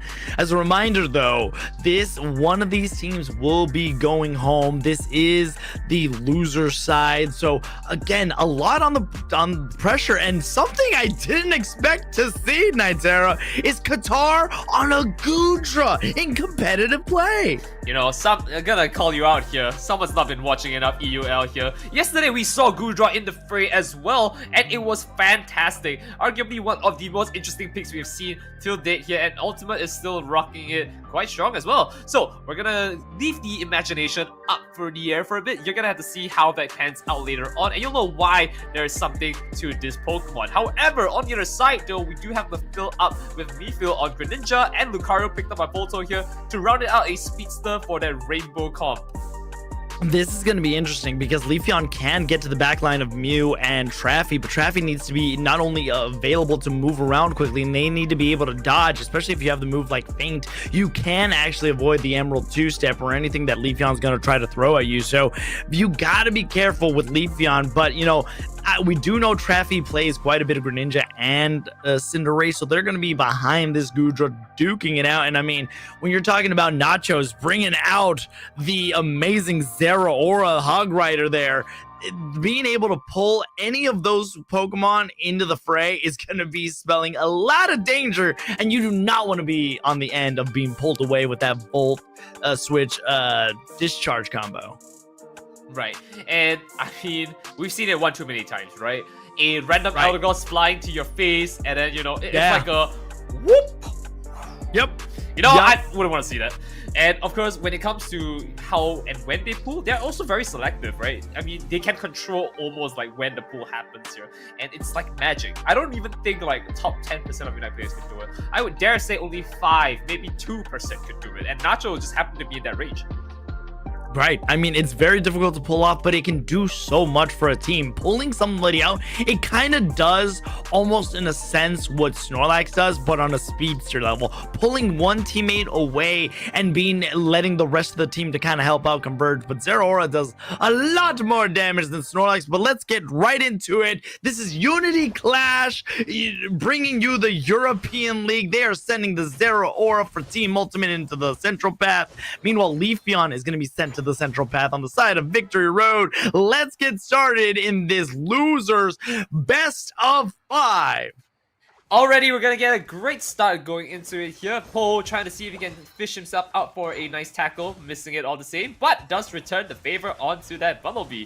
Already, we're seeing a lot of damage be taken here, but no worries as they're going to continue the onslaught here. It's going to be one pickup for the side, potentially here, looking very low. On the other side, though, I do see a potential mix-up with that Lucario and Glossifer. I mean, losers semifinals is where teams really need to show up because, again, let's not remind everybody that Ultimate was able to 2-0 Victory Road in the regular season. Can they do it again? They do get stunned a little bit there. Nacho's unable to fully commit the combo. And, you know, Team Ultimate's one of the few teams that can send a Cinderace in lane and be successful with it. Already, we're gonna see a fantastic moment, and that is the chase of the century. We're starting the game early, and there's a support Pokemon against Gumi. And now you see why that Gumi has a problem with this. On the other side, the Hawk Rider dishing out the damage here, getting a little bit more XP, and of course, he's gonna make his way back to see if he can force a score here after taking the KO. And a great start as well, because now all that's left is a Froakie and maybe a little bit of a problem with that Leafeon. A Leafeon can be a little bit of a problem, but these Volt Switches going in, and now they're going to have their discharge. They can be a walking unit to do massive amounts of damage. Meanwhile, the birds and the bees have been taken. All the EXP is going to be for Leafeon. Leafeon needs to get to level 8, and I do like that Qatar doesn't have the EXP share, which allows Gudra to not only gain a little bit EXP a little bit easier, because again, it is one of those Pokemon that does need to get to level 9 to be online to do massive amounts of damage, but this allows the Gudra to be an effective frontline as they pull away the Snorlax. Already seeing it early. They're trying to converge on it. Unable to get the KO. Leafeon is here. Emerald two-step. 2 big KOs. And now Victory Road is trying to pave a way to victory as they're trying to converge onto this tier 1 in the bottom path. And they're able to convert it into points as well as to take out the Rabbit potentially, or even go for Regidrago here. For in this case, they've gone a little bit more aggressive to see if you can stop the evolution here. Fortunately, just a little slow, but now they're kind of overextended here. I'm not sure how this is going to pan out, because potentially we're going to see a pool coming in for the Snorlax here, but just enough damage to just not even be bothered. And now that's the problem here. How much can you really give away after taking from them? And right now, it's going to be... Oh, that was close. That was close. The pool almost happened. Now, pull was trying to happen. They were trying to pull something, but I will say the smoke screen to get away. Great job by Miffle here to be able to get away. Reggie's are up. Regidrago is going to be potentially taken as Traffy is trying to be in the central path. But again, this Zeraora Hog Rider is trying to find the target that they want to be able to pull it away. Emerald two-step did get used, but they already do have it back. And Zeraora does pull Snorlax. Snorlax does get taken down, but the Regieleki does go to the side of Victory Road. And pushing forward against that is going to be on the side of Victory Road, who does pick it up here. Getting a little hit start with the discharge here. I'm a little scared, but hey, you got 4 players on team here. Maybe I should be a bit more trusting Ultimate. One Restrainer does come in though. They hit for 2. They're pushing in for it. They don't have a surf reset, and the damage going to Emerald 2 set. A clean house here as they do pick themselves up for 2 and a Mew for 3. All right, now that's a big 38 over Dunk, and right now Ultimate does not seem on their A game. Granted, we've seen this before where Ultimate tends to be very aggressive, and now Victory Road is taking a page out of them. Let's not forget, we just witnessed Victory Road 2-0, so their hands are hot, they are ready, they are warm, they are ready to rock and roll, and they know what they're up against. They know the legacy that is Team Ultimate and how hard it is, but Ultimate also wants to have that Cinderella story. The way they fell after being at top, they're trying to reclaim their throne of being one of the best teams in EU, and the Snorlax able to secure the Regirock. Wow, it's gonna be a tough one here. They're gonna they got down to Snorlax. Hoping so much for that. But otherwise, on the other side here, we are gonna see Plasma Kill be invested and get knocked out as well. Hoopa also joining the fray and going back to the Pokemon Center. However, now we have a Lucario holding a Power Punch. One good hit here. They could try and force this. Qatar taking so much damage, has to use the Citrus Berry, but there's nowhere left to run. No Flux Zone, but looks like they don't want to overextend. And Victory Road with the discipline here wants to ensure that they can deny all the EXP as much as they can. The way they were using the power-up punch to keep Qatar busy along with the close combat Wombo combo allowed them, the Leafeon, to stay behind and score. All 3 members were on there, but halfway through, 232 to 58, Team Ultimate not looking like their normal selves as Lucario is going to try to engage. Already, we're going to see a little bit of an issue with Greninja being a low HP here, and maybe there's a chance that they will find him, but oh gosh, that is close. Qatar almost fighting his way out for a potential KO there, but just in time, the base back, and now they're ready for the Addict Reggie here. It's going to be the entire team of Victory Road to portion themselves up, but I'm only seeing 3 on the side right now. 3 on the side, but Leafeon's heading downtown. Level 13, they're approaching level 14 with 4 minutes still remaining, still in the match. Regieleki is taking bits of damage. Qatar using the X speed, trying to get there as much as they can. The Zero Aura does snatch it away. Volt switch discharge. This could be a moment for Team Ultimate. They're trying to converge. They do see the power nap going down. Snorlax trying to place the water burst. Shuriken does finally land, try to find a target. Cinderace does get taken down. Mew trying to hold it down. The Zero Aura unleashing its powerly might, but Niffle able to stop their multiple strikes. And just all the same here, they're gonna see if they can continue the onslaught. And fortunately for them, it looks like they might not get away with any more here. Damage has been done though, and that's gonna be a bit concerning. Victory Road having a substantial lead, having a level 14 on the board at the 3-minute and 40-second mark. I mean, Plasma Gale tried to get them as much as they could, but look at this, level 14 for Hiyori. They are looking just so good, 272 to 78. Ultimate not able to be as aggressive as we've known them to be, but to their credit, they are trying to distance themselves, trying to pull, and that's what Team Ultimate is all about. If they can find one Pokemon to pull and do massive amounts of damage to, they can make a wondrous play. Right there could have been an opening. They are trying to do quick maths. Math is hard. I'm not thinking too hard, but this is Team Ultimate waking up. Now, mind you, they invested quite a lot of Unites onto the board here. The scoreline is also increasing back into the favor of Ultimate here. And they also have Unites to turn this back around. Right now, we are lacking the Elder Goss's Unite move, and the Aura Cannon as well, and a lot of EXP after that Registeel. Captured is Registeel for Team Ultimate. All of a sudden, things are starting to be a little warily, especially with the Cinderace getting the level 14. The lifesteal that they get to be able to heal off of those autos and boosted autos is going to be that much more valuable. Victory Road needs to not get a little too confident or overzealous because they might end up, you know, paying the price. But 332 to 175, one Regieleki still left to go.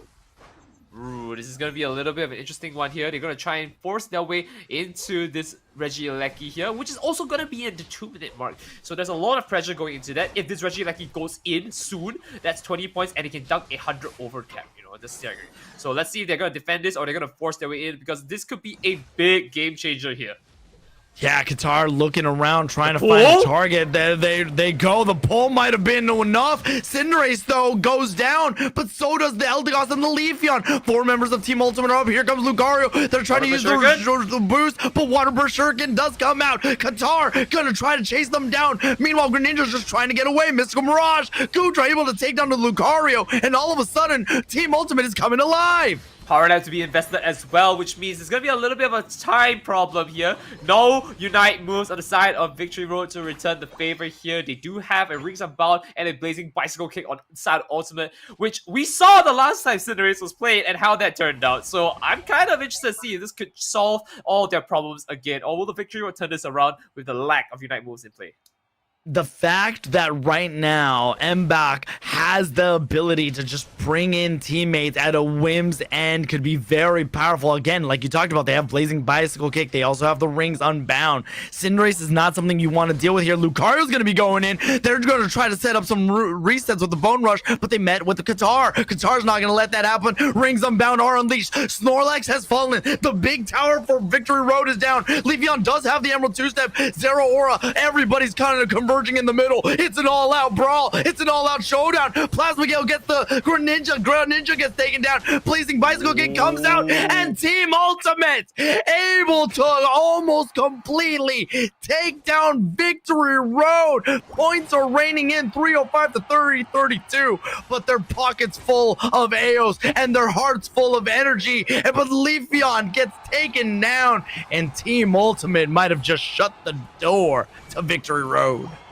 This is going to be a tough one to say here, but that was more or less how it happened just now as well. We saw Cinderace, we saw a Blazing Bicycle Kick, and a deny on the ground on this time Ultimate looking to pick themselves back up from that, and it's going to be them dunking it all into center, and that's a home run.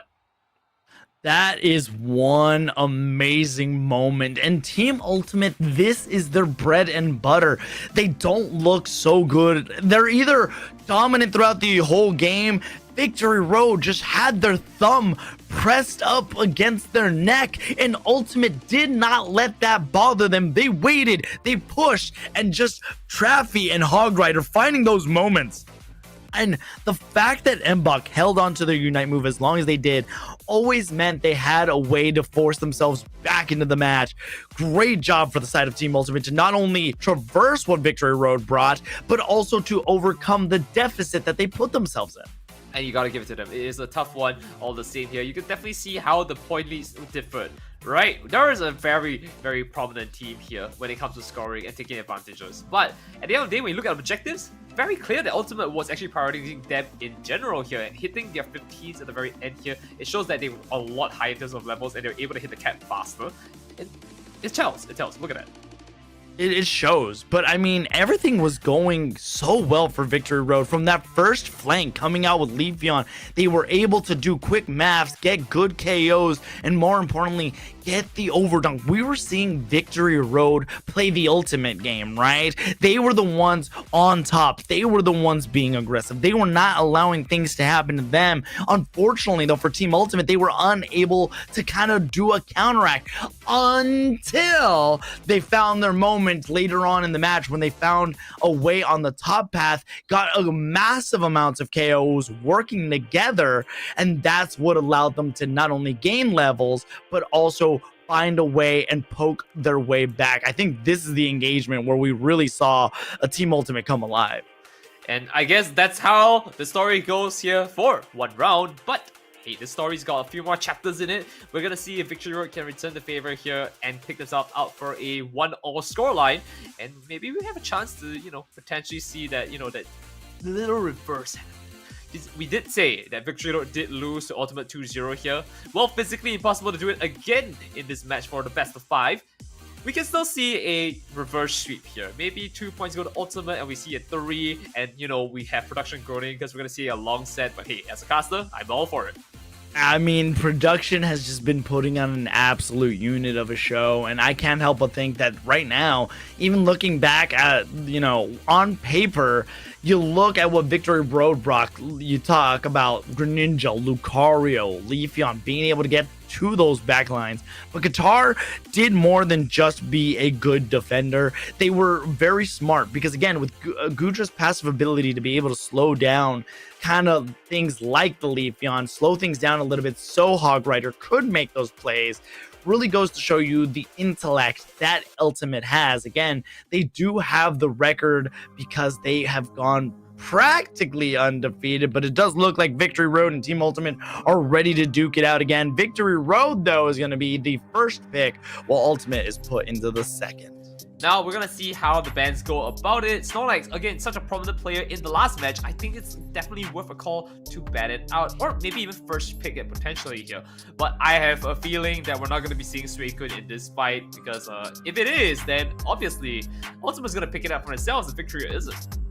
I mean, yeah, it's a Pokemon that's way too good to pass up, especially when Blissey's put there, but I guess they're going to opt to get rid of Buzzwole and Leafeon. That's interesting because if Victory Road takes Suicune, this puts them in a very interesting position because now Blissey's off the table and a Pokemon that could really dive on them, but no, it's Empoleon! Empoleon could be a key piece, and now we're going to create the story of, can Ultimate take down one of the best, if not the best, all-arounder in the game right now in Empoleon? And already there is a big concern because when Empoleon's on the field, there's a very, very interesting way you can go into the fight, and that is just by not caring about what's in front of you. Ultimate might have a strong front line later on as we see the picks here, but if they do pick themselves up for a Venusaur, then really that front line might be non-existent after that. But of course, going with the Water Sniper himself, the double Water Cup could be interesting, or maybe even giving a little bit of a flames back to your team and reviving the Empoleon back in the middle of the fight. That's the key piece. The Caster's Curse strikes again, and it does look like Victory Road does not care about the Zero Aura. It is a menace to deal with, but they are confident. Having the Ho-Oh with its Unite move, being able to bring back things like the Empoleon could be a big push, because Empoleon is hard to take down, and the Sovereign Slide to be able to go in and do massive amounts of damage. If they decide to go Metal Claw, they get a big ol' shield. This is a team comp that we haven't seen too much today, but it does look like Dodrio is also entering the fray. Which is an interesting one, right? We've not seen Dodrio in quite a long time. Now that my matches today have Dodrio, so Hiyori bringing this out gives it a little bit of a, spark of life to the Pokemon, as well as Ho-Oh as well. I mean, don't get me wrong. This comp is looking interesting, to say the least here. We have a frontline breaker. Dodrio is just gonna ram straight through. And Empoleon's Sovereign Slide is just gonna, slide past your DMs. And on the other side, though, I mean, hey, Hog Rider, if you want to pull us in, feel free to do so. Something to note that we were talking about as the draft was finishing up right here, they're actually allowing Qatar once again to be an all-around defender. They have put Kiwi on the EXP share with the Suicune. They're allowing Qatar to not have that. And more importantly, the fact that they took off not only the EXP share, but they replaced it with the big root. As we know, Lapras has the ability with his boosted autos to get a decent amount of healing. And now with a 20% increase of healing, as I say that though, the Caster's Curse strikes again. They take off the big root and put on the muscle band. But again, the status remains the same, that they plan on being that all-arounder level of defender.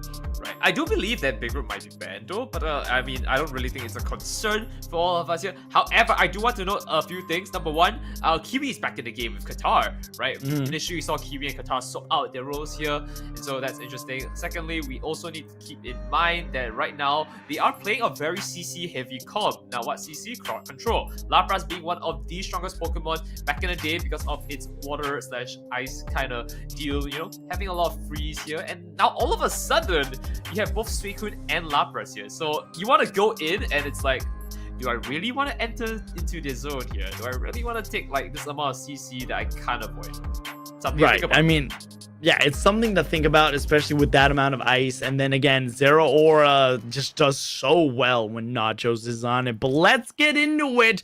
This is, as a reminder, this is the European League brought to you by Unity Clash. This is a best of fives as we get into the loser semifinals here. Ultimate is going to be on your orange side. Victory Road is going to be on your purple side. Dodrio heading into the central area, while Zero Aura is heading for the side of Team Ultimate. Starting off early though, we are going to be seeing the EXP share on both the legendary Pokemon here. However, Water does beat Fire here, and Kiwi is dishing out damage onto 2 here while letting this little rabbit play along. But of course, the other side, the Duck and the Penguin, when they wallow up to the shop, what do they say? He said to the man right in his face, "Hey, got any Natus?" Got any Natus? Who needs grapes? Not this little penguin. When a duck went up to the lemonade stand, and this little penguin said, "What is going on? Why are we singing and dancing? We're just waddling away. Waddle, waddle, waddle, till the very next day. Bop, bop, bop, bop, ba-da-da." Then the Dodrio came right over there, and he said to the rabbit, "What do you say? Hey, give me EXP." Now we're getting ready. 3 members are already set up. They go in with the birds. Zero Aura going to try to take as much as they can. Dodrio, though, trying to call for a little bit of a convergence. Kiwi just trying to get back. The little bunny that could. Traffy, again, very comfortable taking the Cinderace in lane. Already, this is a fantastic moment for them here, but there's going to be a contention here, right? Dodrio with the tri-attack here does dish a little bit of damage onto Zero Aura here. I don't know if he picked any Natus, but all the same, they are going to be chased down with the help of Koopa here by a bit of time, and I do believe they even got a buff out of their zone. No, they didn't actually. It hasn't spawned yet. Otherwise, it was looking pretty good for the side of Ultimate here, who has a lot of oppression on top lane. But again, look at the Prinplup coming in here. Waddle to the very next lane. They just wanted to waddle, and I think the singing is very fitting. We have the waddlers, but also we have Lapras, who's using the Paris song. Maybe not the song you want to hear, as I hear it's quite perishable to kind of hear that. But I will say, nonetheless, Regidrago's been taking a lot of damage, and it's Suicune with its Whirlpool and boosted auto combo. It's able to get the secure, but Victory Road looks to try to make a little bit of a convergence here. They're trying to push as much as they can, but Suicune is just so hard to deal with. I like how we're just ignoring the rabbit all the same here. When it comes to the hare and the tortoise here, I think I'll just go for the lion, This War Lion majestically comes in, does the damage, stops them out. Or, you know, we can go back to the Duck, who's just waddling and defending a 3 push on its own here. And again, to the very next lane is going to be Volto coming out with the Primplop, trying to stop them here. The Songs are coming in here. They might pick up the KO, but not enough to hit the threshold for Parasol. Yeah, Psyduck is so good in what it's able to do. It's one of those Pokemon that I feel like not enough people play, but they zoom on in. Now they go with the Wild Charge as they dive on in. This is not the Volt Switch Discharge combo. They went with the Wild Charge. They want to be able to be kind of invincible. They do get level 9. Victory Road does get the Registeel, so they're trying to push. They're trying to reconvene here. Cinderace moving around, doing such a good job by Traffy. Unable to do much, though. Here comes Hog Rider. They're sparking around. They're trying to jump on the correct target, and just like that, 2 KOs, but Cinderace Blaze kicks onto the Little Duck. Little Duck is living on a sliver, but the Plasma Gale gets thrown on Dodrio. What a job by Team Ultimate. And to note as well, it's going to be interesting how they play this out here, because at this moment, they've got so much levels on their side here. Ultimate kind of needs to play a little bit more aggressive, I feel. But that's also the thing, right? Get punished, potentially. We almost saw Hoopa go down from that engagement there. They have to play a little bit more aggressive, but just not overextending, right? If there are fights to be taken, you 100% are going to win them with the help of Nachos here. Hog Rider just needs to jump his way in here and get so much damage off after that.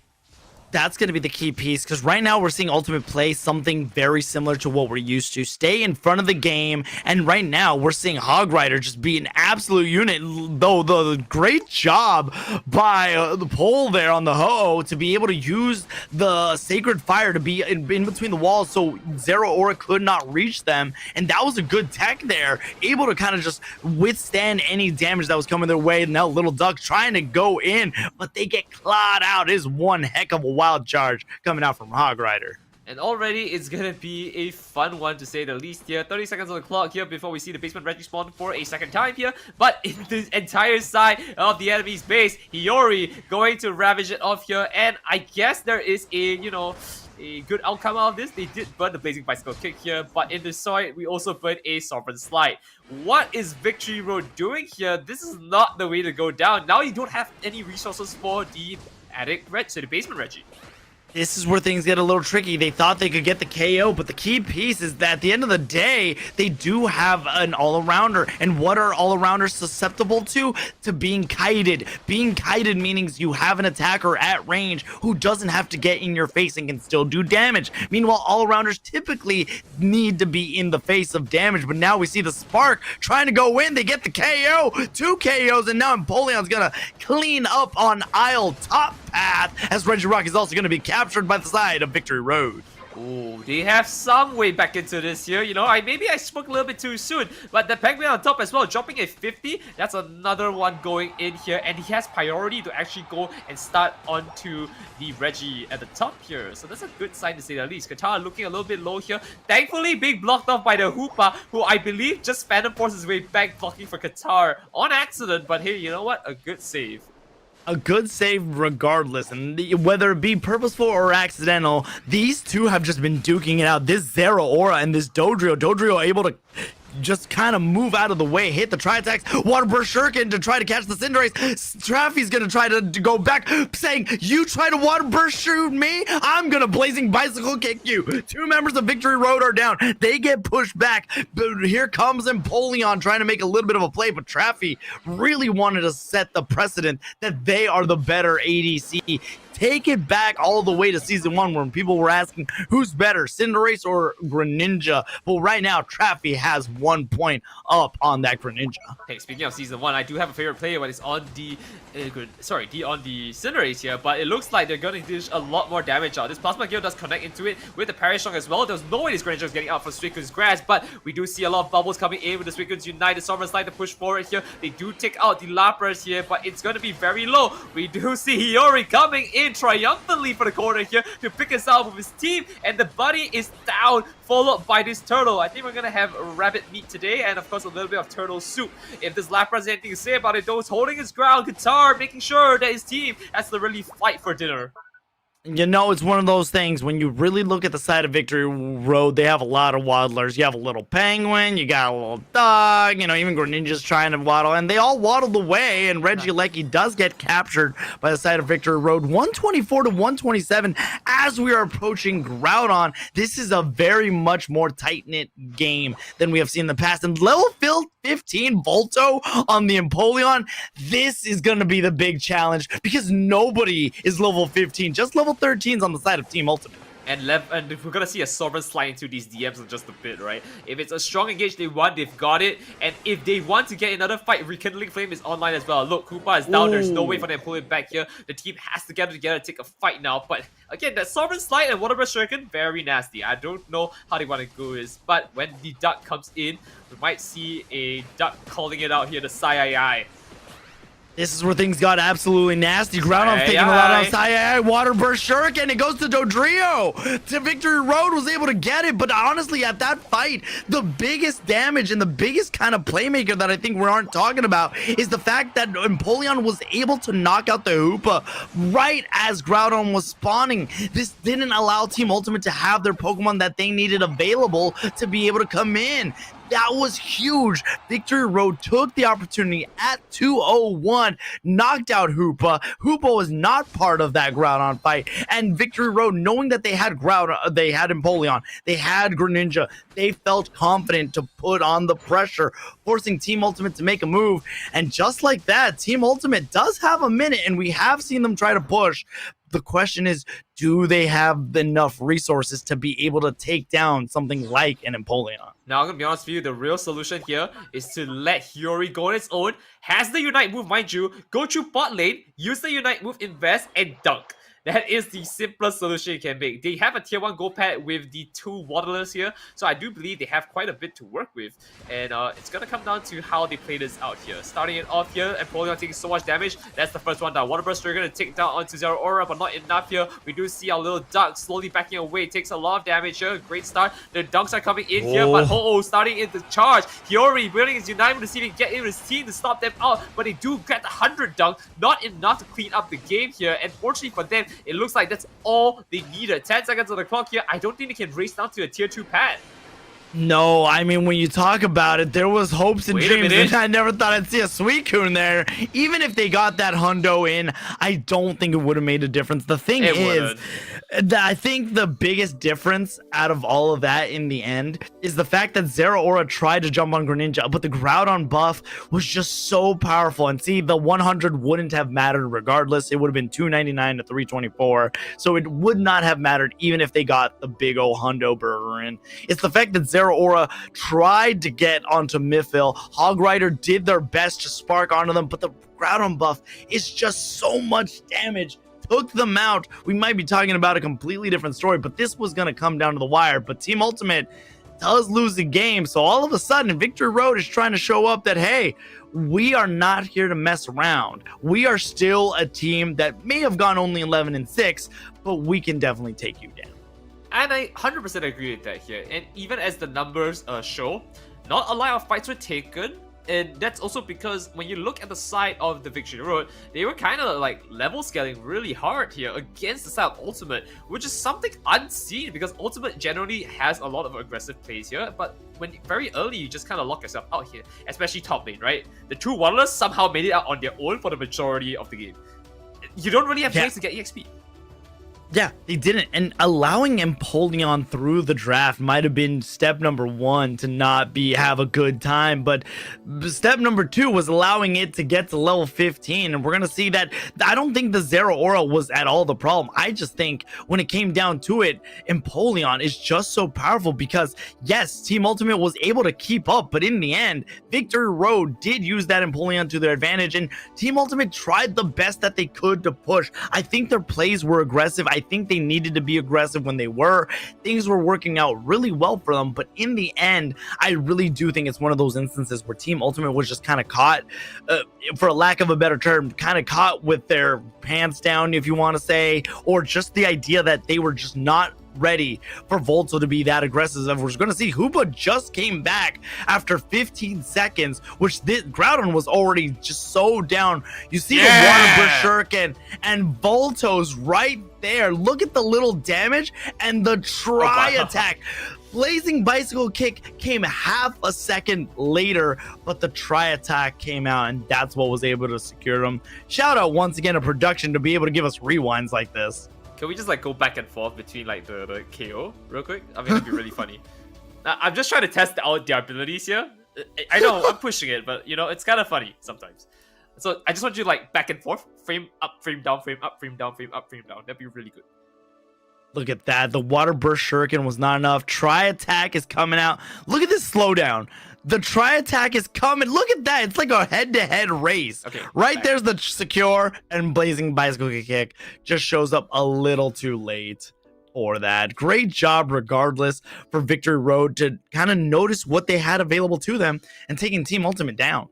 And I mean, who can forget this last fight here? It was a very valiant attempt. All the same here. Yes, the team wasn't ready to kind of respond to this fully. Pay attention to Zeraora.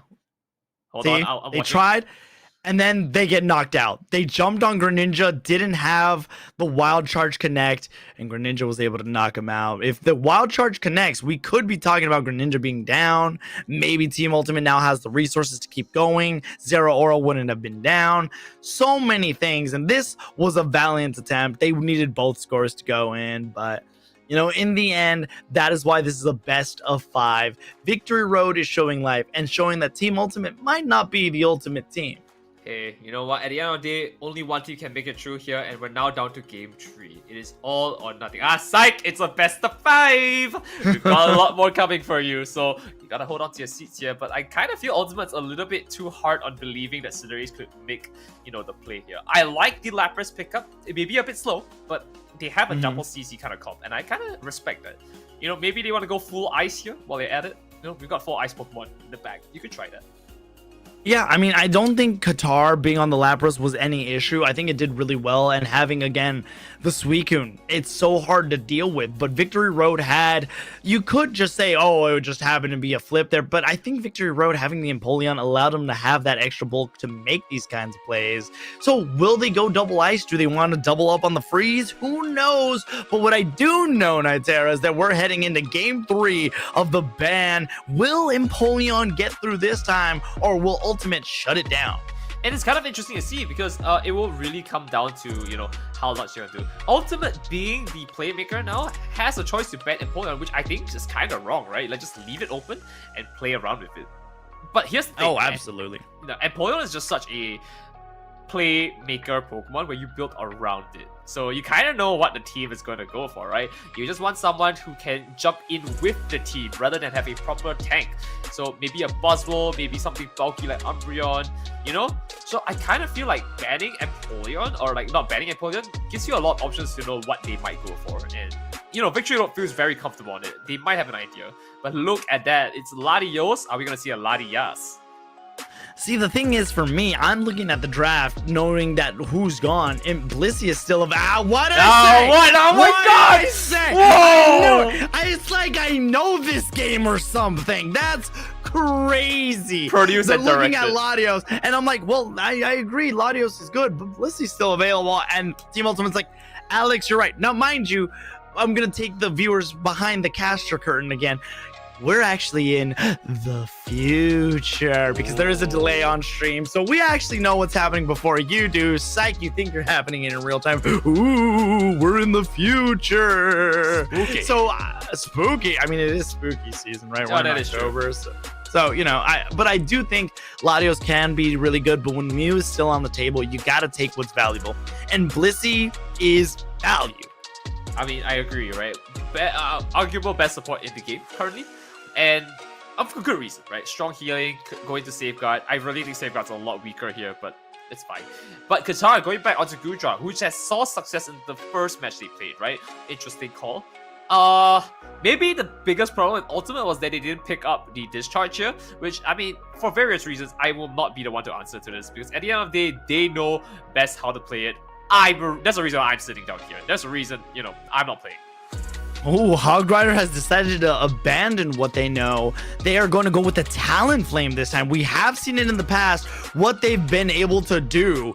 And honestly, they play really good. And they know how to get this. The thing is, they used it previous to get onto the squishies. The only real big squishy that they have is Miffle on the Greninja. So being able to get to Greninja and get another KO on something like Volto could be pivotal. I like that Qatar went back on the Gudra, and I'm actually excited to see Traffy, because Traffy has been very consistent on being on the Cinderace. And I agree with you, but again, I still think they're glazing this rabbit a little bit too much, you know? Because that Lobo was here just now in chat, right? And he 100% was like on the idea of like Cinderace is, you know, baby's first Mewtwo Y. Mewtwo Y exists for a reason.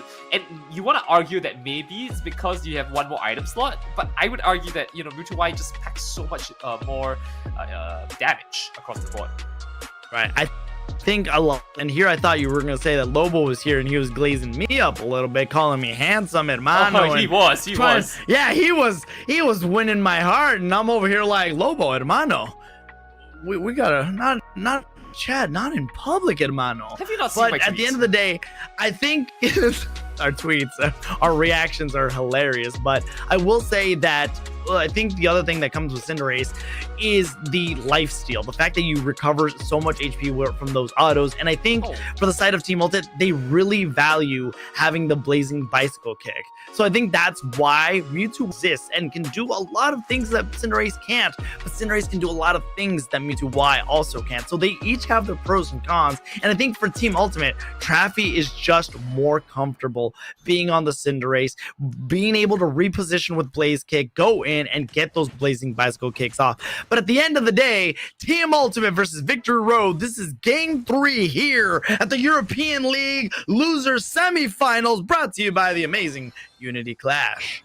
And already we're starting off with a great lineup here. Of course, the bottom side, we have the Frog, and of course, traditionally, the Rabbit. You know, it's been a try and true matchup since Season 1 here. A little bit of an issue on that, because already we're seeing how slippery the Frog can be, and it's beautiful to see, at least. On top side, though, we're also going to be seeing a lot of aggression coming in from them. Of course, we have the Sword Doggo himself with a flower, just for a little bit of decoration.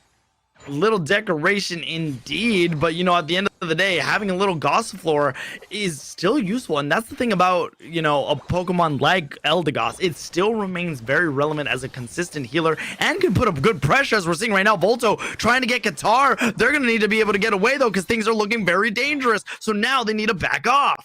And this is going to be great news for them, because as they have been able to back off here, they might also have not been able to see Hiyori standing in the bush here, but in response, Hog Rider sitting down there. Nachos waiting for opportunity to go in here. The first basic going in hyper fast here. They were able to pull in the Rabbit, but not enough damage. They don't even have the HP to sustain it.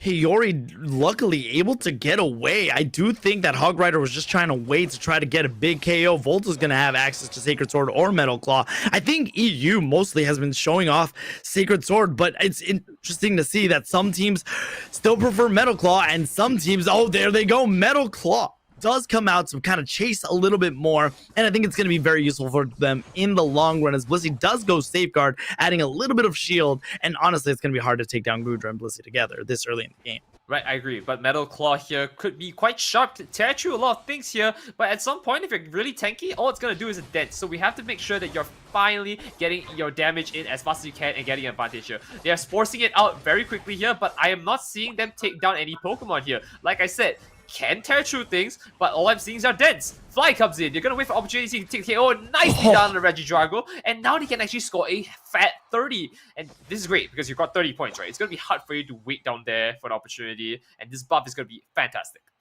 Absolutely difficult indeed, but I think the crazy thing is the fact how Nacho's Hog Rider has been able to just kind of hold things down and secure, because we do see that Hiyori on the Blaziken does have the overheat to be able to get a confirm, but unable to do so. And look, we do see that the patience coming out from Hiyori doesn't want to overcommit. 3 minutes into the game and we're seeing 0 on 0. It is a goose egg versus a donut.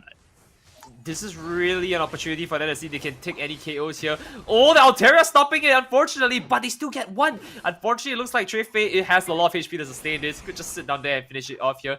Now, the question is, are they going to chase anyone else down? Or will they let Trey Fei just be running up on top to be able to take the Reggie later on? Doesn't look like it. Eldegoss is really strong there. They do have damage at the bottom as well here. Snorlax coming real deep into the enemy side as we do see Ultimate trying to make some hitways. It looks like this one Snorlax has stopped them from doing everything. No fly to commit here. Thankfully, just a little bit off cooldown. He was able to save himself, but damage has been taken. And now they don't have priority over this Registeel.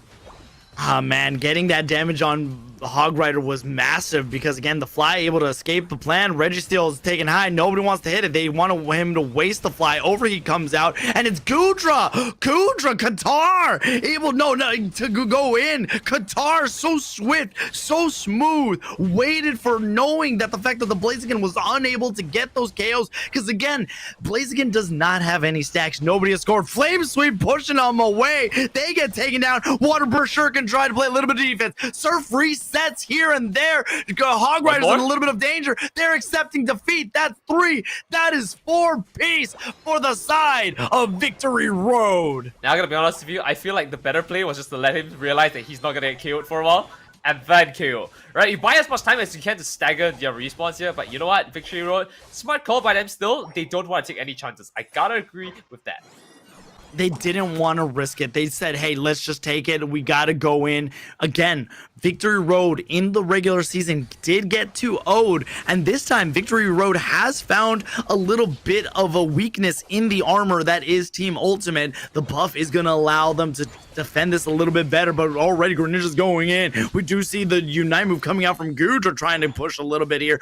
Volto waiting within the wings. Does need to get their stacks. Water Burst Shuriken does go in on again. Blazing Bicycle Kick fires back with the Muse Solar Beam. Now we see the big heavy slam. Gudra gets taken down. Blizzard gets taken down. Cinderace gets taken down. And all of a sudden, Victory Road is shaving down all that they can. They met with the wall. The bird was caught with the ball. My goodness, Paul. The fact that they put up the block was a fantastic play. And this is great. This is great. I love to see how they're gonna do this. This is a massive overheat here to take out the Incinerate here, and now they're still trying to force their way in. I'm not sure where the Gudra's forcing it. I'm not sure why Nachos is forcing it. They were already on pad. This was just a desperate play to just like make back anything, to find some footing into this fight here. And unfortunately, it looks like they've taken massive losses because they just didn't want to let it go here. And that is it. You know how aggressive Ultimate can be. You know they cannot end on a loss effectively. And yet, here we are. 0 to 178 points in the 4-minute mark here. We have a level 11 on Ultimate here on the side of Victory Road, all pushing their level 12 power spikes. This is not something you see normally, Nitero. 178 to a big old goose egg on the side of Team Ultimate. Right now, Victory Road is playing out of their gourd, out of their mind. I can't even believe what I'm witnessing here. Team Ultimate is not playing as aggressive as they normally do. Talk about aggression. It looks like Victory Road might be trying to make a play on the bottom path. Oh, I don't know if this is the right call for them here. Again, they do make a play, but this means that Victory Road is down 3 members. They have been very strong here. They could take this fight well if they had at least 4. Not sure if this is called. Fly comes in here. It's fortunate for them, but looks like they're taking so much damage. They have to back away. 1 down on the team. 2, 3 on the Qatar in just a bit here. The Water Burst Surgeon chasing down onto Nachos here, and it's going to be the last one standing. Paul is chasing down Qatar here. I'm not even sure if this is the right call anymore, but look at that massive dunk for 37. Wow. Just the fact that it is 300 points to no points at all is really showing that Victory Road might have drinking their go-go juice. They might have the magic because right now they are looking like an unstoppable force. Yeah, I don't really know what else to say here. They do have priority. Victory Road is holding their way back into the side of Ultimate. And once again, Ultimate just needs to kind of, I feel like, play a little bit slower now. They had everything they wanted in Game 1. They were aggressive. They were disciplined. Now it's just kind of like, I cannot give a footing to Victory Road. I have to try. I have to try. And try as you might, you will fall. And even if it takes you 100 tries, the problem is you only have 10 minutes on that clock. You can't try that many times. You can't. 10 minutes is all you get in Pokemon Unite. Level 14 Greninja, level 14 Zacian. Victory Road is preparing themselves to try to lock in a win, and this does mean knowing where they're at position-wise forces Team Ultimate to make a move, which, to be fair, Team Ultimate not only needs the Groudon, they also need to have enough points. Over 300 is what they need. Here we go, Water Burst Shuriken, Nitera! I'm not sure what the call is there. It was an escape Water Burst Shuriken. I don't know if it was right. They are going to be fighting the Blaziken here as they do take it down for one. Victory Road fighting its mark. Down one player. 4 players left. The Greninja is down as well. Might be taken out just like that. 3 players on the clock now. We do see a knockout. Greg going down. 22 CM back to the base here. And now Zacian as well needs to Meta Claw his way out. The fangs, the claws, they're not hitting its mark. They're just knocking into wood now. Qatar being the Kudra was able to get KOs. The Bliss Assist landing on them was so valuable. Snorlax gets taken down. Most of the resources are gone though. Zacian able to take down Cinderace. They do have the Sovereign Blade still available to them. Blaziken has made their way back. KO, they're trying to kill them. They're trying to take the KO, not the... And now they get pushed away. Groudon is very low. I don't know if Victory Road wants to take this. They do throw out the Focus Blast. Try to go for it. This could be dangerous territory. Hiyori does have the overheat, but is this what you want to go for? They go for it. They get it. And Victory Road stunning Team Ultimate.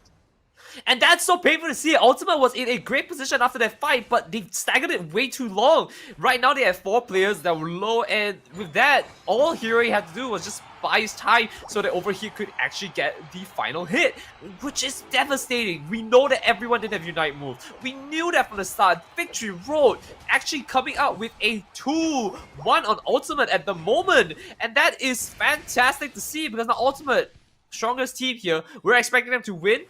We might actually see them be taken down. These Titans are actually going to fall. The Titans are falling, and I think the biggest story that we have yet to fully analyze and fully realize is that Team Ultimate came in here with an unbelievable record. They were the favorites. They were looking so good, but I think that short break really broke their mental, as the story we haven't mentioned is that they did not score a single point throughout the entire game. Nitera, not a single point. This is one of the best teams in the European League, and they did not score a single point of Aos. That's the thing, right? Because I'm going to look at the screenshot it gave me, and I do believe at least Hawk Rider was running specs. Yeah, Hawk Rider was running specs, so having 0 stacks means that effectively attack weight was a useless item. It was basically, if there was a Mega Talonflame, that is Mega Talonflame. And it is insane to see. Hiyori just going so insane on the Blaziken here. I have to give it to him because let's put it this way, right? 420, 720 Blaziken, right? It's gotta be the number as well. They made it just out nicely like that. Give it to them. I mean, man, it just felt like Ultimate has not been on their, well, pun fully intended, they have not been on their Ultimate game, because things are not going well, no matter, even when, which we'll hopefully see in the replays, even when Victory Road was trying to push on the bottom path, they saw a 40, it was a 3v5 on the top path, they still were never able to get a single point of Aos, and the Water Burst Shurikens from Mythil were always on target. Volto did a great job, and even with the fear that Hog Rider was around, Volto waited for Mythil to come back to do damage to Groudon so they could secure it. And I don't know, this might be one of those times where Team Ultimate has to change things up, go back to something that they know. Yes, it's fun to see the Gudra. Yes, it's fun to see things like Lapras, but go back to a composition that works. Traffy does not want to let go of the Cinderace, so what else is available to them? It's gonna, only time will tell, but the story this one was Victory Road. Yeah, it is really insane. In fact, one might even say that Hiyori was clip farming this entire game here, and this was basically like a ranked or like, you know, just a normal game of Unite. A standard 10 minutes. You cannot understate how Hiyori was insane. I mean, look at this. Push back and forth. Did for 2, got in. Did not get the triple KO, but if there was opportunity, there was a Focus Blast waiting to hit onto the Talonflame there. And it's insane because at the end of the day, had it not been for Hiyori to take the secure, this scoreline wouldn't have happened, right? There was a chance there was an overturn from Ultimate. Right. I mean, this scoreline is insane. This is when I thought things were turning around for Ultimate. Gudra was just not able to get KO'd. And look at the patience, the dominance, because you still have things like Mew who can secure, Talonflame who can secure. Mythville comes in with a couple We don't need to slow down. Yes, we do, because it goes to show that Talonflame did get murked. Hog Rider was unable to do much there, and in the end, a 720 score to a big old goose egg. This is not, mind you, this is loser semifinals. Victory Road is one game away from knocking out one of the best teams, if not the best team in the European League. When you talk about an upset, the Victory Road, they're knocking on the door of that upset. Now, I'm going to be honest with you, Alex. In my time of casting EUL, I've not seen this many clips be made, of any cast that I'm in. So I'm quite excited to watch it later on. And there's a good reason why, we're getting good games. Yeah. I cannot understate that, we are so lucky to be here on Unity Clash to watch the losers bracket go through. Dare I say, it might even be better than the winners bracket that we're casting just a few days ago and like a week back. I mean, that's the thing, right? There's a little bit more pressure when it comes to losers bracket, more than there is winners bracket. Because yeah, winners bracket is exciting, it's high competition, but losers bracket, you're up against the wall. And mind you, this is the team that I think went 15-1, 15-2. I think I'm also saying, regardless, 15 wins for Team Ultimate. And again, the story is Victory Road and Team Ultimate only saw each other once in the regular season, and Team Ultimate was able to 2-0 them. This could be a completely different story. The underdog, everybody loves a good underdog story. You have an underdog like Victory Road who went 11-6, and Team Ultimate who has been one of the best teams in the European League, and now they're facing elimination. So who do you go for? Do you go for the Cinderella story, the team that was great, fallen from grace, and now trying to make it back? Or do you go for the underdog, a team that nobody really thought was going to be able to knock down this giant? I mean, it's hard to say which one's the favorite to go to. Now, here's the thing as well, right? It is pressure time. Ultimate, know to be aggressive. They gotta keep a cool head. They gotta win this too if they want to pick themselves up. Ultimate has beaten Victory Road before. It is not impossible, but it shows that Victory Road has been doing their homework. They have been looking at all the games we've casted. Sorry, Alex. Unfortunately, this is the first one you're gonna get. They might have to do a little bit more homework if they win after this, so they can beat the rest of the teams like Banana Peelers. But otherwise, there is a hope and a dream that's riding on this. Right? It is. And I want to see another 20 minutes more of this cast. I've got a few more clips I need to farm out as well. If Fury's got good clips, I need some good clips too. Right? I mean, Alex, it's going in. Let's go in because we gotta zero in on that. I see what you did there. Gotta zero in on Unite here, and together we're gonna be able to do that because we're getting into it. But shout out to Hiyori, who has been putting this team and playing out of their mind and just into the game. Buzzwole is gonna be removed. Ultimate does have first pick. Victory Road is going to have the second. Now I'm gonna be honest with you. If I see Ultimate ban Empoleon, I might lose my mind. Because honestly, again, we've established, right? Your first pick, you shouldn't be not picking it up. Greninja is arguably the most confusing pick, ban here for Ultimate. So, ban something valuable, please. But yeah, ban Blissey, ban Snorlax, ban something that's useful, please. Yeah, again, right now, Victory Road seeing this, they gotta ban out that Empoleon. There's no way they let Team Ultimate take Empoleon just for free, knowing that it's first pick, and yeah, predictably so.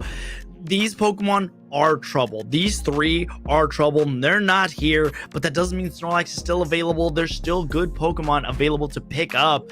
I gotta imagine Hoopa is actually gonna be the first choice that they decide to take. Right. I mean, Blaziken's not a first pick Pokemon. That has been true, right, and true since Suicune's release because of Suicune itself. Suicune's out of the board though. That's one thing. But also, Blaziken just becomes a good, nice last pick when you have everything secured. So no need to force it here. But Victory was so aggressive with the first two picks, right? Arguable best support in the game, tied with Blissey and Paul. Yeah, best support in the game, best defender in the game. Sorry, but Trappy. This pick. This is a bait. Nifl baits. I knew it.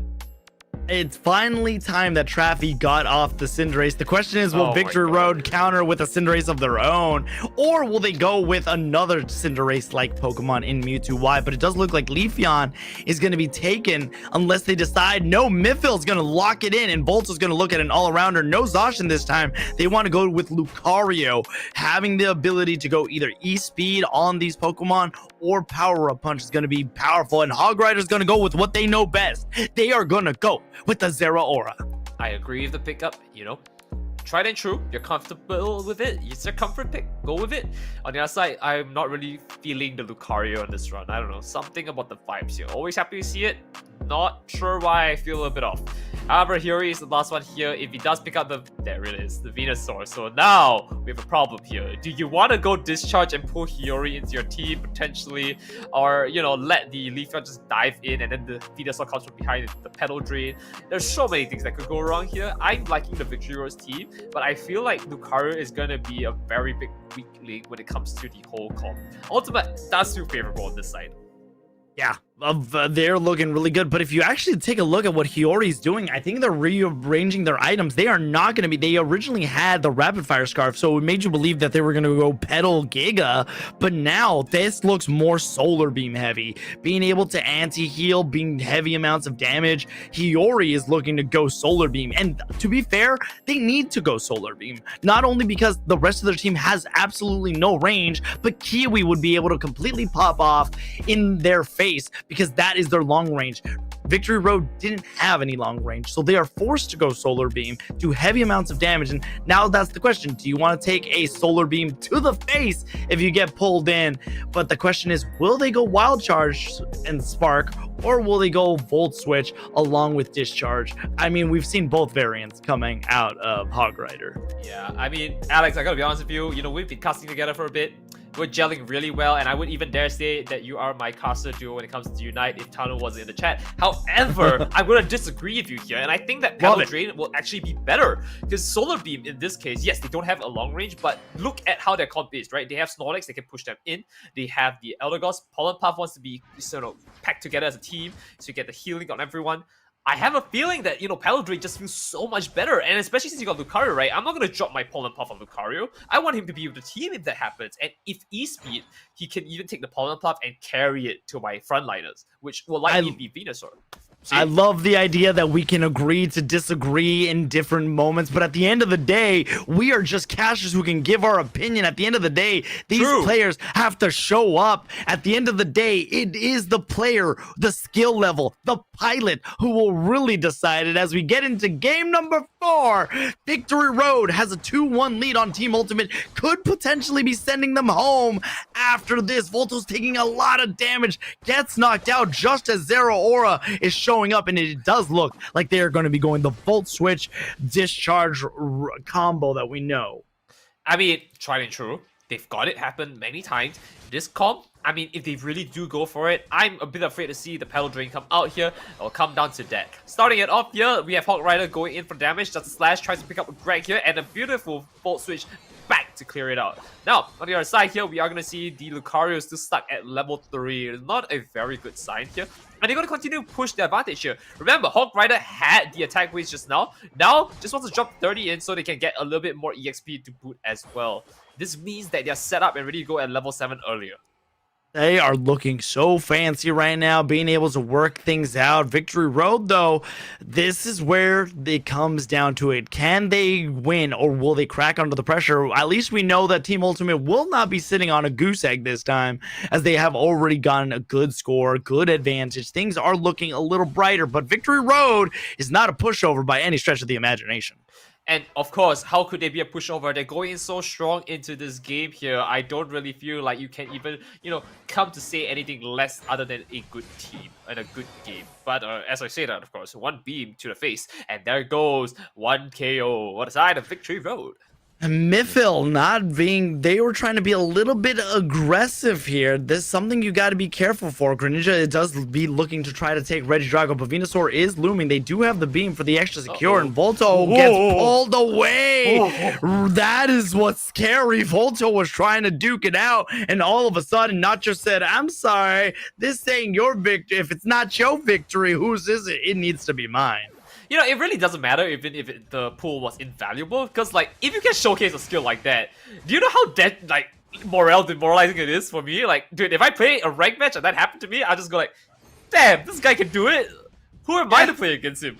Yeah, who am I? I am just but a feeble fiend, and Snorlax trying to do everything that they can to defend it. Leafeon does have the Emerald 2-step available to them, but they don't want to overcommit, especially when the rest of the team is not here for these Regis that have just hit the field. Yeah, so already this is a great start going into the side of, you know, Ultimate and the Victory Road here. Of course, the thing is Ultimate is looking really good when it comes to Hog Rider. Otherwise, Victory Road as a team, they've got a lot more going for them. Starting it off here, Qatar on the Trevenant is going to see if he can stop the team coming in here, and rightfully so they do. The Verdant Enders commit and connect, but not enough to really stop them, because at the end of the day, they did get HP healing off that buff here. So what's the difference now? Midfield trying to go for it. Emerald 2-step does take onto Qatar here. Water Shuriken for 2, and the heavy stand to knock out the Greninja. Fortunately enough, he does get away with the surf here, but he do take an additional KO onto Venusaur. They're gonna try and do anything they can to stop this Snorlax and the rest of the team here, but it looks like this one beam is gonna finish it off, and they're gonna come out with only 2 remaining in the side of team. Great job by Team Ultimate, kind of seeing what position they're in, you know, to be able to get that KO, do a decent amount of damage. And again, Mew having that ability to use Solar Beam, just kind of poke around. And that's why Solar Beam is just such a useful move for both sides of the squad, because you can poke around, you can do damage from afar. And meanwhile, you have a Pokemon like Zeraora who wants to be up in your face, pull you away, and just do massive amounts of damage. Meanwhile, all of the teams are converging 97-40 as we approach the 5-minute mark. And this is going to be a little bit interesting for all of us here, because when we hit the 5-minute mark here, we're going to see, first of all, there is a Attic Reggie, right? We're going to see when that gets picked up here, and this is going to be potentially a very big game changer for Ultimate if they don't get enough points to make it work here. Scoreline is only 50 difference here as they go into the bottom here. The beams are coming through, but not enough to hit them, as we do see one good play from Nachos could really change everything. Absolutely. When it comes to pulling them in, Nachos does it the best. They were trying to do it a little bit of a second ago. They might be looking to pull 2 in, but Emerald 2 steps. They didn't pull 1, they pulled 2, and that might be the moment Ultimate needed. Lucario still having the power-up punch, trying to do what they can. The Aura Cannon completely gets whiffed. Water Burst Shuriken goes in. They get taken down. Greg gets taken down. Hiyori's still here. Verdant Anger coming out, but they were in the middle of a scoring animation. Good defense all around. And just like that, points do go in, but not to the value that I think Team Ultimate was looking for. Hey, at least they got the discharge 1, get 2 free, right? I mean, that's a great deal. Even the Verdant Anger was a, you know, Verdant Anger 1, get 2 free kind of deal. They got it, they got the dunks, yes, but not without casualties on both sides here, which means that this is not going to be the push they're looking for here, and the teams are not really postured for any of the Regis. So, Midfield starts the dunk in here. They do get a clean 80 into that total, but on the top side, that means they've got the Reggie lucky to push for tier 2 here. On the other side here, we're going to get a buff that's going to be global for the side Ultimate here, which is going to push them into 13, maybe 14 for Zeraora a little bit faster here. So I'm kind of scared to see how this goes. Yeah, they're gonna forego the Reggie Ice. They value the Reggie Alecki more, but Ultimate trying to make a little bit of a resurgence here as they're trying to kind of convey, trying to siege the castle, if you will. Mew, though, giving good defense, and the Solar Beams, nobody can actually reach the Hiyori. Zeraora wants to. 2 KOs go to the side of Ultimate. Here comes the Rings Unbound. They're calling for reinforcements. All hands on deck. Solar Beams are getting pushed out. The Trevenant has Horn leads their way to get to Hiyori and to Greg. That is an amazing eject to push them in. They get rejected. 201 to 140, 130 remains till Groudon hits the field. What a job by that Trevenant on Qatar. Once again, let's look at the scoreline here. 201 to 140 here. We are seeing a level 14 on Zeraora, like I called it, right? It's gonna be fast, it's gonna be furious here, but they are very deep into the enemy base here. Victory Road has a chance to really make a play here if Ultimate wants to push in too deep here. Starting it off, though, we are gonna be seeing a big problem here. Aura Cannon is invested. They're gonna push in for it to see if they can pick themselves up on the Lucario, but no pick on the side. We do see at the back line, Greninja taking himself off for 2. The surf resets are coming in here. He already taking so much damage. Cleans out the Venusaur as well. That's a 3 KO here, and they're gonna invest in a 39 following a 50. And that is so painful to see. That is something you hate to see. All of a sudden, Team Ultimate looking like the Team Ultimate that we know. The hyper aggression, being able to be in the central area and not care. Granted, Groudon can change a lot of things for both of these teams. Level though, I think they wasted their Aura Cannon. They were trying to get a good KO on Hog Rider. Hog Rider was able to get away, but Travi at level 15 said, Cinderace, who? I'm going to be the frog, and I can do massive amounts of damage. And those surf KOs allows them to get the cooldown resets, and they just keep surfing, getting KOs. And we've seen them get plenty of KOs, but they're jumping on Qatar. Qatar got jumped, breaking the focus man before Groudon even steps on the Thea Sky Ruins. And this is going to be a big problem. And now that Groudon is on, the game is on. This one's for you, Tano. They push in for it here. They do pick up onto Hiyori on the Greninja, who could have gotten surf resets. Look at Boto looking so low here. The beams come up. He's not going to be targeting anything. He just wants to peel for the Lucario here, which is a great start. They have 4 players at the back here. The Boto is going to come back into the fray here. There is a Volt Switch coming through. No pulls, unfortunately, here. That could have been the start of something beautiful. We're going to start it off here. A little bit of aggro taken from Kiwi onto the Groudon, and they start. Nacho's coming, no pulls.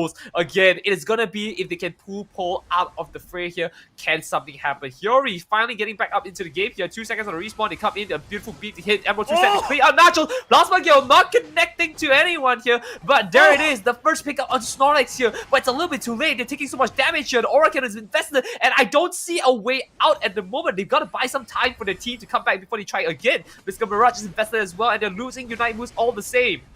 This is thing looking very dangerous. Volto gets KO'd. Hoopa has been able to get the last ticks of damage. 53 seconds remain. There is a 200-point differential. It is now or never, but the rings are unbound. That means reinforcements are on the way. Groudon is just being ignored. Here comes Nachos. They see Nachos going in. Big solar beam as the power nap goes in. Solar beams are being shot out. Groudon is going to be the priority here. 30 seconds remain. It's all going to be on Groudon here. The Verdant Anger comes out. They got it! They got it! Oh my god, Nitera! One tree? There's 24 seconds. They need 200 points. 100's gonna go here. They're gonna get the Hundo Burger. 240 to 340. They need a little bit more. Only 15 seconds remain. Snorlax needs to make something happen. They're wasting too much time. They only have 10 seconds, and I don't think they have enough time. This is so painful to see here. Victory Road holding down victory here. But that's a reason why you're the end game route in a Pokemon game. You're not the final boss. Ultimate pulling themselves back for a 2-2 scoreline. And the game is not over yet, folks. We're going to a game 5, Alex. It's going to be our game 5 to clear for today. 340 to 328 is your scoreline. That is going to hurt. That is not what you want to see. That is painful for Victory Road, knowing that they were on the cusp and nobody was there to help Snorlax to be able to get in there. If Snorlax scores that Hundo Burger, Victory Road moves on. But this is loser semifinals. This is why we get a best of 5. This is how it works, because honestly, this is where things get absolutely dangerous. I've got no words. I've got nothing. I've got nothing. Right. Let's look at the scoreline here very quickly. Ultimate had 2 Reggies. They had so much of a point lead. They entered the enemy's base at the start, and they tried to pick the Lucario off just now. Right? We'll see the replay. Actually, we don't even need to see the stats, right? We can just go straight to replay. Yeah? You know, I don't even want to see the front, right? That was like just clip fun for Nacho real quick here, right? So as we do take a look at how this goes, this is the first Reggie they captured here. This puts them at such a high level. We already have a level 10-0 aura. They could take this fight easily if they wanted to, with enough healing. But of course, they invested Unite to try and stop this. And we have a Greninja at the back to come in. Right, so this already puts them in such a bad position because they already knew they didn't have any buffs to work with, and it was a healing buff of all things, right? So they could have just sat pretty at the back. Ultimate could have come in at any time once they're done. Look at this. This is the 2-for-1 deal. Comes in for that. And oh, it wasn't a 2-for-1. It was a freebie, right? We saw the Emerald 2-step come in just for free.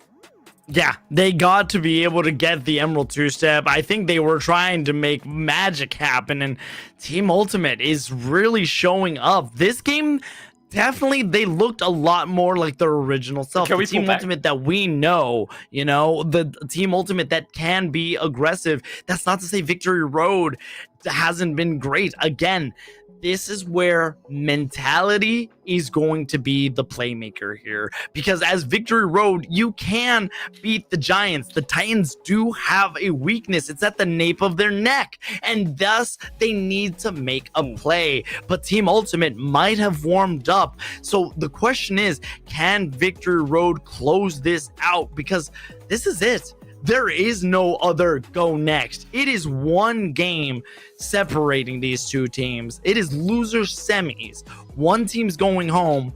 One team is moving on. The underdog story is fantastic, but I know you and I, as casters, we are being blessed with some spectacular games, moments, and getting a game 5 for our last cast.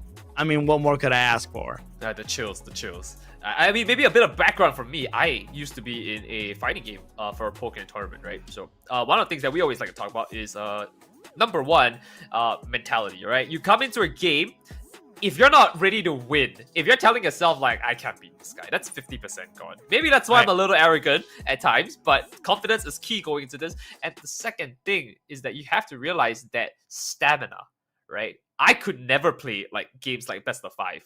Very back then, but it took a lot of training. These teams are 5 players. Could you imagine if they had the same mindset as me, confident going through but no stamina? It is tiring, and they need to be ready for this. I would love to say we take a break here so that we could go to the washroom and whatnot, but I feel like that's such a unfair thing to do. If these teams have the stamina to do it, they've trained their hardest for it, they deserve to win here. We have to see the ending to this. This is not an anime cliffhanger. This is a full-blown movie for all of you to watch, and we're gonna see the extended 1-hour episode of it. With commentary, if you will. It's not With even just you have commentary. So you have closed captions and you have behind the scenes commentary. And honestly, I am just so stoked to see how this is going to unfold. Honestly, this is The Wire. This is what we dream for. And of course, we're not going to take a rest. Neither are these teams. Here we go. Oh, I got Game number 5, Victory Road versus Ultimate. Victory Road choosing to go with the first pick. And we'll see you guys next week for the final match. Goodbye, everybody. Imagine if that's what we were doing. That would be so mean. And Victory Road gonna be taking away a Snorlax. Wow. Okay, these bans are not something we've seen today. Ultimate going with a respectful Umbreon to return the favor here. I like that. You know, not the tankiest Pokemon, but has a lot of utility to lock people down and still bring a little bit of healing as well as a little bit of tank to the field here. I like that. Trefe onto Mega Mewtwo. Why on the ban? I'm not too sure what the call is here, but if Victory Road is going for the ban on Blissey, I dare say there's a chance that number 1, Empoleon could be picked up, but number 2, Victory Road. If it's Victory Road, they'll pick Empoleon, right? If it's Ultimate, Right. I feel like they will lock into Eldegoss here. And see, there it is. Volto onto that. I believe an Eldegoss is coming in for Ultimate. Yeah, I mean, when you look at this, they are pulling Whoa. out all the stops. Suicune and Blissey being gone does mean that Empoleon is here. The question is, can it be the king? Can it be the crown on their head? But we finally see Buzzwole gets released, so we get to see the ultimate muscles coming out to play. I had Rider's this. gonna be on it.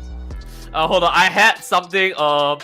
I cannot remember what it's called. I'm gonna dig it up here. Why don't you talk a little bit more about that while I find it? But you got it. You want me to yap? I'm a yapaholic. So Crustle being a good playmaker along with Greg, who has been on this Eldegoss, keeping the team surviving. I think Pole's gonna be able to use these Rock Tombs effectively, and Traffy gonna stay away from what they know in the Cinderace. They are putting their life on the line with Greninja, and Qatar picking up the defender in a Trevenant is what they decided to do, and it does look like they're going to go back to the roots, go back with the the EXP share to allow their team to do what they do best. Mythville picking up Inteleon. And Hiyori finishing it off with a Talonflame. I remember the joke now. It was if you run Bustle and you do really well, it's called a Dwayne the Buff Swolson. The There it is. Swanson. Yes, Get to the chopper. Do it now. And we do have a chopper coming in here. Greninja with the Warbird Shuriken. He's gonna helicopter his way in from that. I don't know how you're gonna deal with that, but hey, that's not my problem to deal with. Right now, we're gonna see if Victory Road can handle this composition. Very tanky across the board here. We have Trevenant, who has a lot of sustained healing. Even his passive is sustained healing. Hawk Rider onto Dwayne the Babs Wilson is going to have so much healing out there as well. But it's gonna come down to one Sovereign Slide, a shot in the back here with the Inteleon, and of course, a man who can fly. Here, I thought Shivam was going to be our eye in the sky. They're the little helicopter, as they are our eye on the sky on Thea Sky Ruins. But this is where things get very tricky. We're seeing Pokemon like Talonflame who can take advantage of Traffy and Kiwi if they're not careful. But here we go. This is set. The king is here. And will the king be a difference maker? I think so. Empoleon has been nothing but a threat all season long since its release, and now it is in the hands of Victory Road. Can they pave their way to victory and move on in the losers bracket? Can they take down the Giants, or will Team Ultimate rise to the occasion like they have in the past so they can make their triumphant return into the winner's side, because they have revenge? It's revenge versus underdog. One team stays here, one team goes home. It is time to settle it once and for all on Thea Sky Ruins. And I'm gonna be honest with you, looking at team comps, I don't exactly have a favorites to go into this.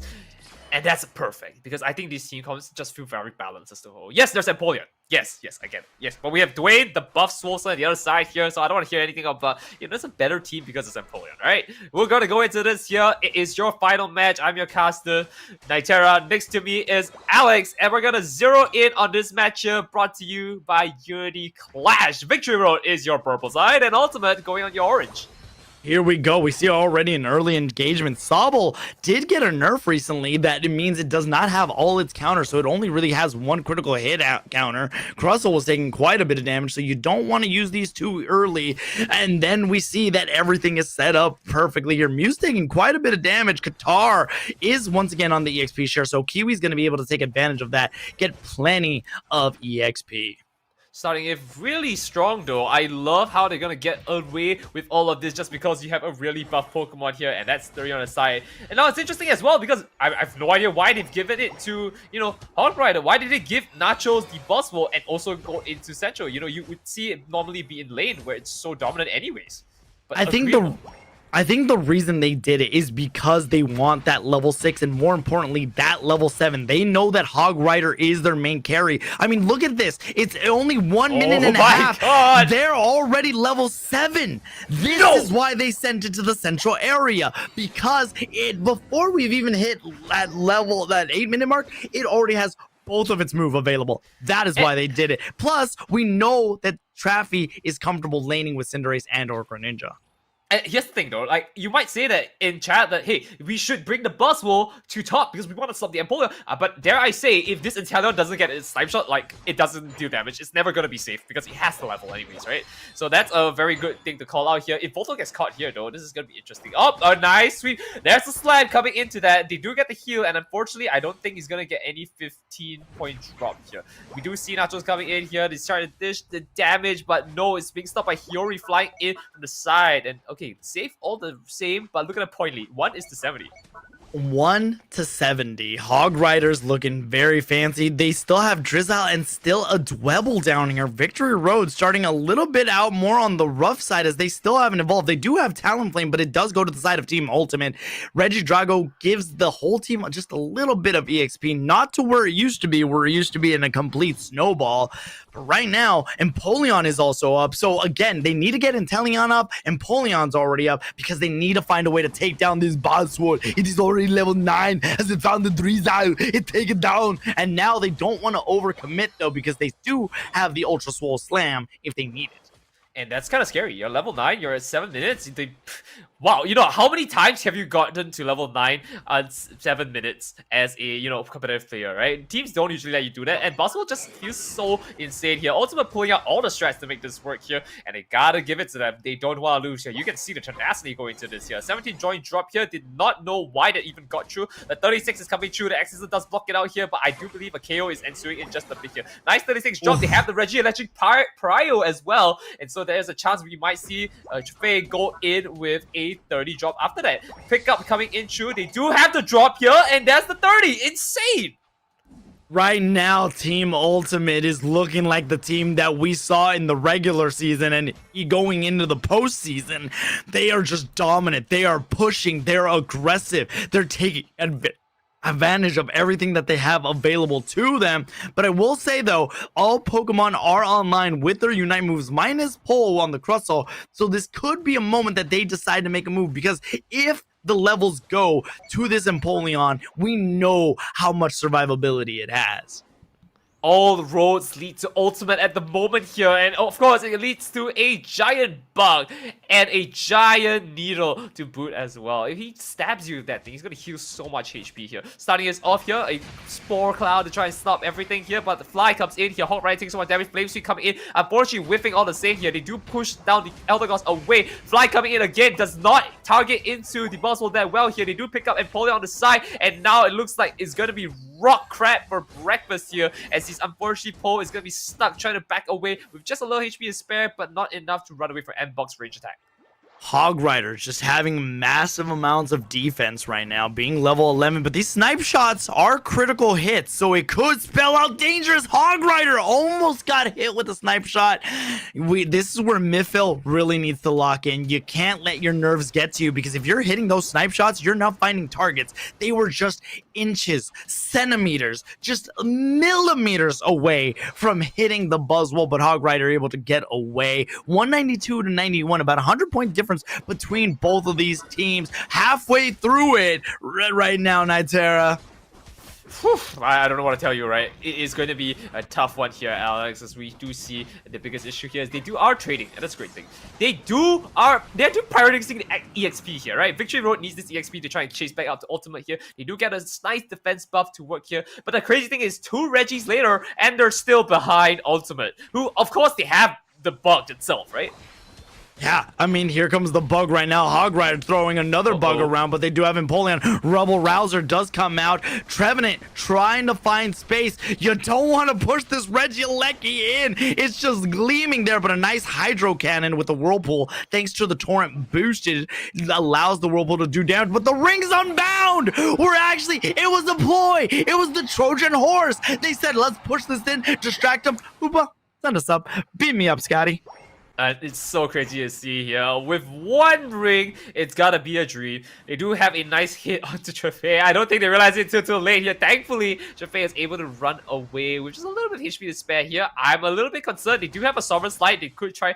What a call! Wait, can we go back up there? They actually called it out that they would run back. That is insane. They do get a pick up on Greninja here on the side. And on now, over here, what you're looking at is going to be devastation from the bug itself. This Rock Crab is going down here. Next is going to be the Lizard. The Swole Slam does pick it out here. Flame Sweep does buy a little bit of time, but not enough, as Volto returns back the favor here. Tries to join with his team to pick himself up for 1 more, but only becoming penguin meat for the bug and the tree. Fun fact, that little needle there is called a proboscis on side of the Buzzwole. Did you just search that up? No, that's actually a fun fact to actually always know. Look it up. It's actually, I get bit by mosquitoes a lot, and I got curious one summer. It's called a proboscis. Fun fact. Interesting. Unity Clash, we're fun, we're entertaining, and we're also sometimes, very sometimes, educational. I think we're a lot more educational when we're making memes, you know, just educate them on what not to do. It's a lot more of my style, you know, instead of teaching them good things, we teach them the bad things so they don't do it. Yeah, don't do it. Be careful. Hog Rider is approaching level 14 though, and Hog Rider has been very difficult to take down. It does look like Team Ultimate is going to once again prioritize Regieleki. They know that it provides a lot of pressure. It's in this moment when it's not being contested. They could have even waited a little bit longer, but it does look like they're going to try to make a little bit of a move here. The Reggie Ice is what's captured for the side of Victory Road, getting a little bit of extra EXP. But let's see. This could be it, Nitera. This is, in fact, the last Groudon. And look at Hog Rider looming like a mosquito on the wall, waiting for you to fall asleep. Oh my god, they called it! Volto knows they're there. Ulto shot it out, and there's They Hog started- Rider. It's time, Nitera. The crab goes down almost immediately. That was a 4-second fight with no response coming in for the crab. They lose one player here. Nice against our clock for the respawn here. They could start this off. It is close to 50. A nice snipe shot here does nick into this bug, but what's the damage? Where is it coming from? I don't see anything, right? A nice back could give them a little bit of space here, but either way, they're so postured and ready to go for this. Look at where they position themselves. They're ready to take a fight if need be. Out of nowhere! Out of nowhere! Treading the needle!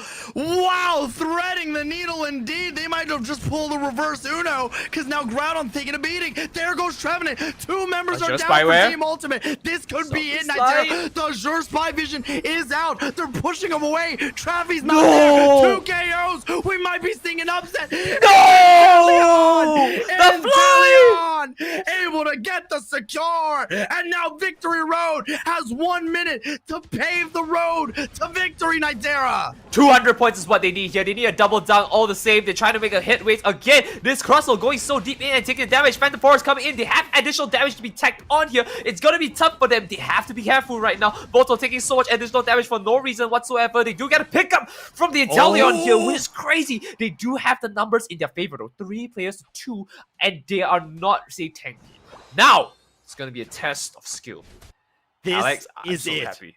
This We're here is together. insane. We are here together to see absolute incredible cinema. There is still more than 100 points between these two. Slide. Talion gets a KO. Oh, no. This could be huge. If Inteleon gets this off, this could be the upset that we've been expecting. Talonblade Whoa. going in. They get KO'd. No! They get KO'd. They don't have any more buffs. Oh my goodness. I think Ultimate has been able to stay alive. Hold on to your seats, boys, because we've got a game going, and it's going to end on such a tense moment. Ultimate! All roads lead to Ultimate here, finishing this off with a 3-2 and a score that I wouldn't dare say was anything other than close. That is insanity. What we just witnessed. Absolute insanity. The Hog Rider defense of Team Ultimate being able to survive getting KO'd. The Groudon buff on the side of Victory Road, but it was not enough. It was not enough. And Ultimate stays alive in a 3-2 victory, sending Victory Road packing. You had me there the first half, Ultimate. You trolled a little there. You had me at there.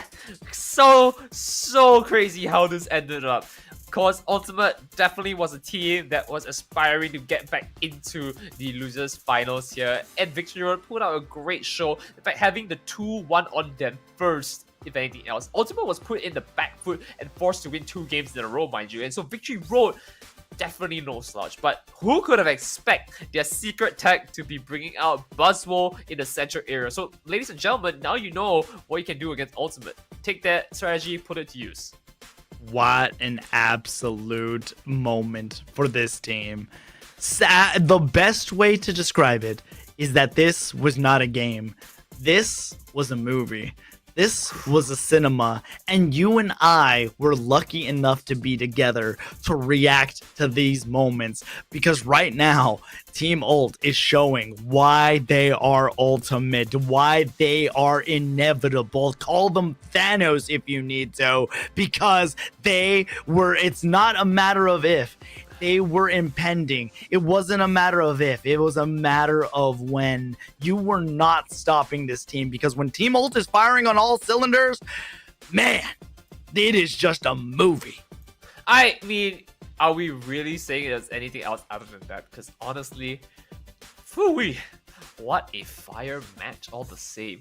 As we take a look at the replays here, I mean, look at this, right? They had the Sovereign Slide go in. It's stuck in the middle here. The eject button out. Mew jumps backwards because he didn't know where he was going, right? Thought, safe with my team, I'll be my Greninja. And unfortunately, has to force the Mystical Mirage here, and which then causes, Hog Rider to be pushed back. And you would think this is the game, right? Yeah. The fly doesn't connect, unfortunately, which gave them a little bit more to work with here. But everyone kind of throttled to the bottom. right? Otherwise, they could have potentially won here. Even getting hit by the Phantom Forwards, that was a big misplay because if you didn't know, Trevenant's Unite move does ensure that you get marked, which means you take additional damage. Even that snipe shot, it was out of nowhere, did not deserve the hit, to be very honest. Anyone runner, it deserved a hit, but just not onto Buzzwole because that felt very like panic button push kind of moment, right? Look at Traffy. This is a moment right here where Traffy came back, because Traffy, if you go back, was down for 20 seconds when Groudon was secured. So Traffy coming back at the last second was absolute definitive to their victory, because when Groudon was secured, Traffy was down for another 21, 22 seconds. So they were not a part of this. I do think maybe it would have been better to split so you can at least get one of those hundos off, because now it just wasn't going to work out. We saw a moment of hope when the Talonflame took down Hoopa to try to get a little bit of a score, but not getting that extra hundo just enough. And that's the thing. Here we go. Let's take a look at the bracket. So today we watched Pineapple. You know, do you like pineapples? Well, hopefully they're enjoying pineapples at home, because they were sent packing by Victory Road in a 2-0 fashion. Team Ultimate 2-0'd Cafe du Matin. So 2 teams have gone home. Only 4 teams, or actually 3 teams remain. Banana Peelers versus the Enemies. The Enemies got a 3-0 against Pineapple. And again, Banana Peelers are the team that sent Ultimate home in a 3-2 fashion. So Ultimate has a revenge tour. 3 teams remaining. 1 more day of competitive play. Who will be the Unite League champion? Which, once again, brought to you by the amazing production crew of Unity Clash. Now, I know I have been somewhat biased to Banana Peelers, you know. First of all, I apologize, you know. It's just kind of funny of a name. But I feel like the match that we want to watch is Banana Peelers and Ultimate, right? Because that was the story that we had gone through. And that feels such a blindside because I'm like pushing out enemies out of the picture. But we have to remember that enemies has been coming out of nowhere, right? In the winners bracket, we saw them blaze through, right? It was a pretty fun route to watch them go into this fight, but the story kind of lies because Ultimate's still in the game.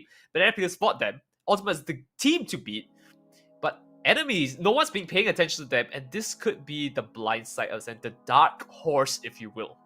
So we have a fun match to look out for. We have the underdogs who are currently on top. We have the Cinderella story, the story of a heroic comeback from Ultimate, right? All roads, will they lead back to Ultimate? And lastly, we have from out of nowhere, from the shadows, the Dark Horse themselves. The enemies might be coming next. And I mean, if I had the chance, I wish we could replay everything today again, Alex. And we go back one more time. We just blind cast it again. But that's not how it works here today. And this is where the story puts a hold. This is your anime cliffhanger now. Yeah, now we get to get an anime cliffhanger. So obviously, up next time, or next week, I should say, we will be seeing a champion crown. We will cover winners finals, losers finals, and also the grand finals. Any last words you want to say before we get out of here, Nitera? Obviously, shout out to production, viewers, competitors, and all and that such. But any special words you want to say as we're heading on out of here for today? I mean, of course, thank you so much for watching. My name is Nitera, because Alex is my co-host. You know, we're partners. We're not co-hosts. We're together in this all the same. But I would hope to see you guys next week, right? Whoever is casting this. I mean, okay, first of all, Tano is gotta be here. Tano, if you're in the chat, you gotta be here. This is not an excuse for you to not be here, all right? This is EUL. This is kind of your turf kind of thing. So we're gonna get you back in here. But whoever gets to go against that, I am so happy that we were able to reach a conclusion and end of all of this. And you know what? If there is a chance here, maybe we'll have a talk back over the games, you know, with all the casters together. I know that there are 3 casters that are already lined up for you. Alex, if you want to be the 4th, do join us here. We'll be waiting for you. You know I'm always down to cast some Pokemon Unite. But okay, let's wrap this show up. Again, thank you to everybody who was here. Thank you to production. Shivam, shout out to the amount of production. Again, I said this not to stroke the ego, but to actually compliment the fact that Unity Clash does have some of, if not some very top tier production values, zooming in for us, just letting us be our shenanigan self. So let's get on out of here. Let's end the way I always do by saying yesterday is history, tomorrow is a mystery, but today was a gift, and that's why it's called the present. So I've been hoping you've been going out there making the most of it. Until next time, this has been the European League by Unity Clash. Until next time, until next week, sayonara. Cheers.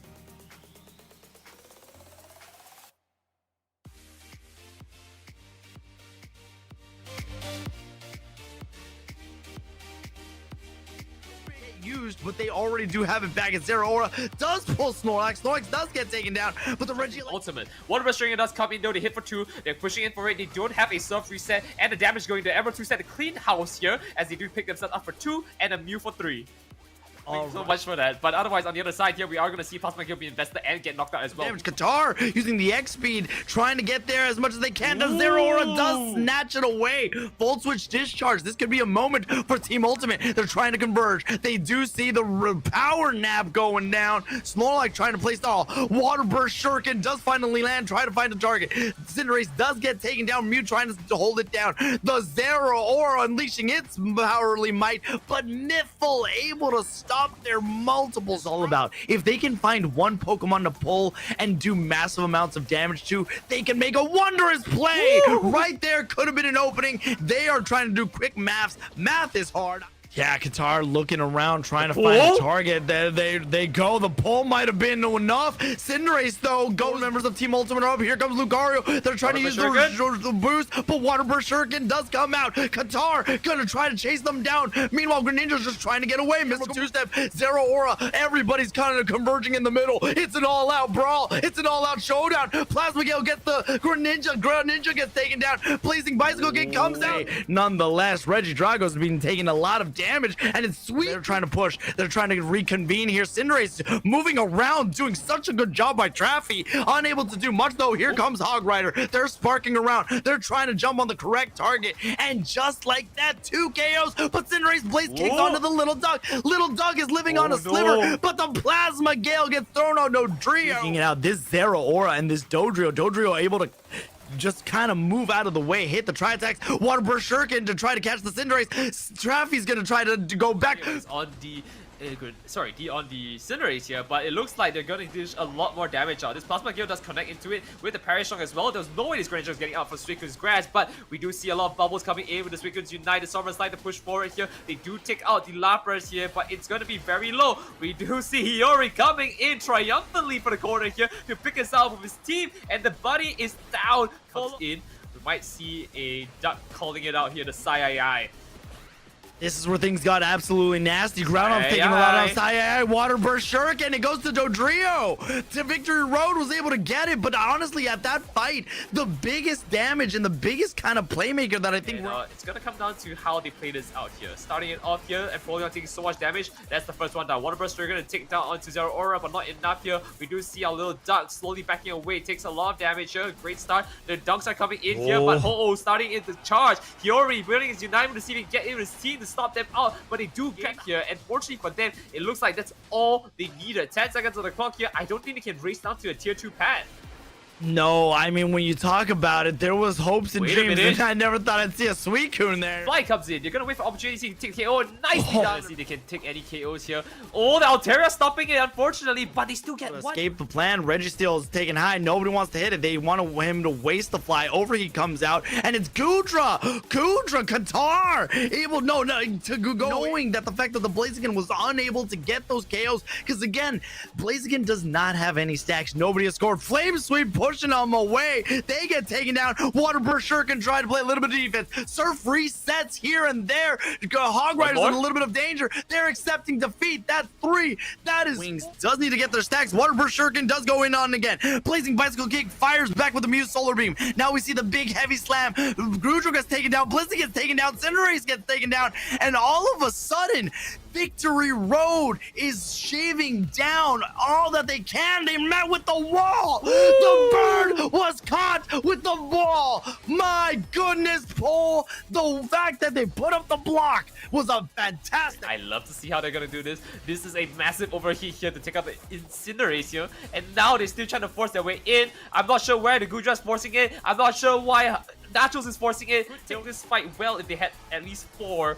Not sure if this is called. Fly comes in here. It's fortunate for them, but looks like they're taking so much damage. They have to back away. 1 down on the team. 2, 3 on the Qatar in just a bit here. The Water Burst Surgeon chasing down Shuriken. I don't know if it was right. They are going to be fighting the Blaziken here as they do take it down for 1 Victory Road. Fighting its mark down 1 player. 4 players left. The Greninja is down as well. Might be taken out just like that. 3 players on the clock now. We do see a knockout knockout. Greg going down, 22 CM back to the base here, and now Very low. I don't know if Victory Rowan wants to take this. They do throw out the focus blast. Try to go for it. This could be dangerous territory. Hiyori does have the overheat, but is this what you want to go for? They go for it. They get it. And Victory Road is looming. They do have the beam for the extra secure, and Volto on the Trevenant is going to see if he can stop the team coming in here, and rightfully so they do. The Verdant Endless commit and connect, but not enough to really stop them, because at the end of the day, they did get HP healing off that buff here. So what's the difference now? Midfield trying to go for it. Emerald 2-step does take onto Qatar here. Water Burst Shuriken for 2,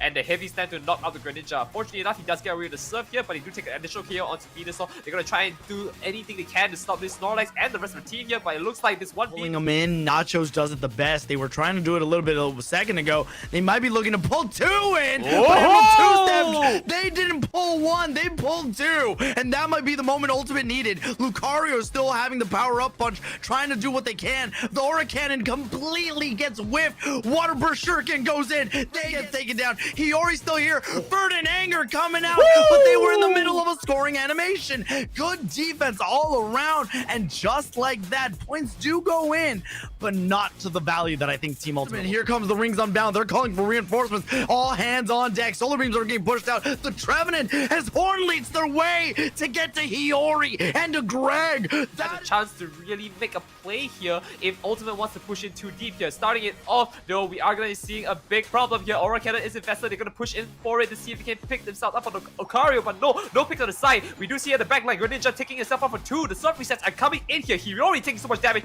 Cleans out.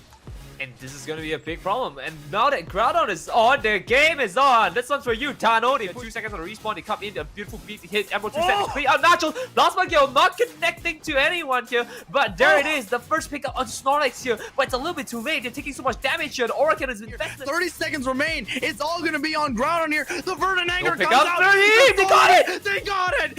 Oh my God, Nitera. One tree. There's 24 seconds. They need 200 points. 100's going to go here. They're going to get the Hundo Burger. 240 to 340. They need a little bit more. Only 15 seconds remain. Snorlax needs to make something happen. They're wasting too much time. Oh my God. They're already level.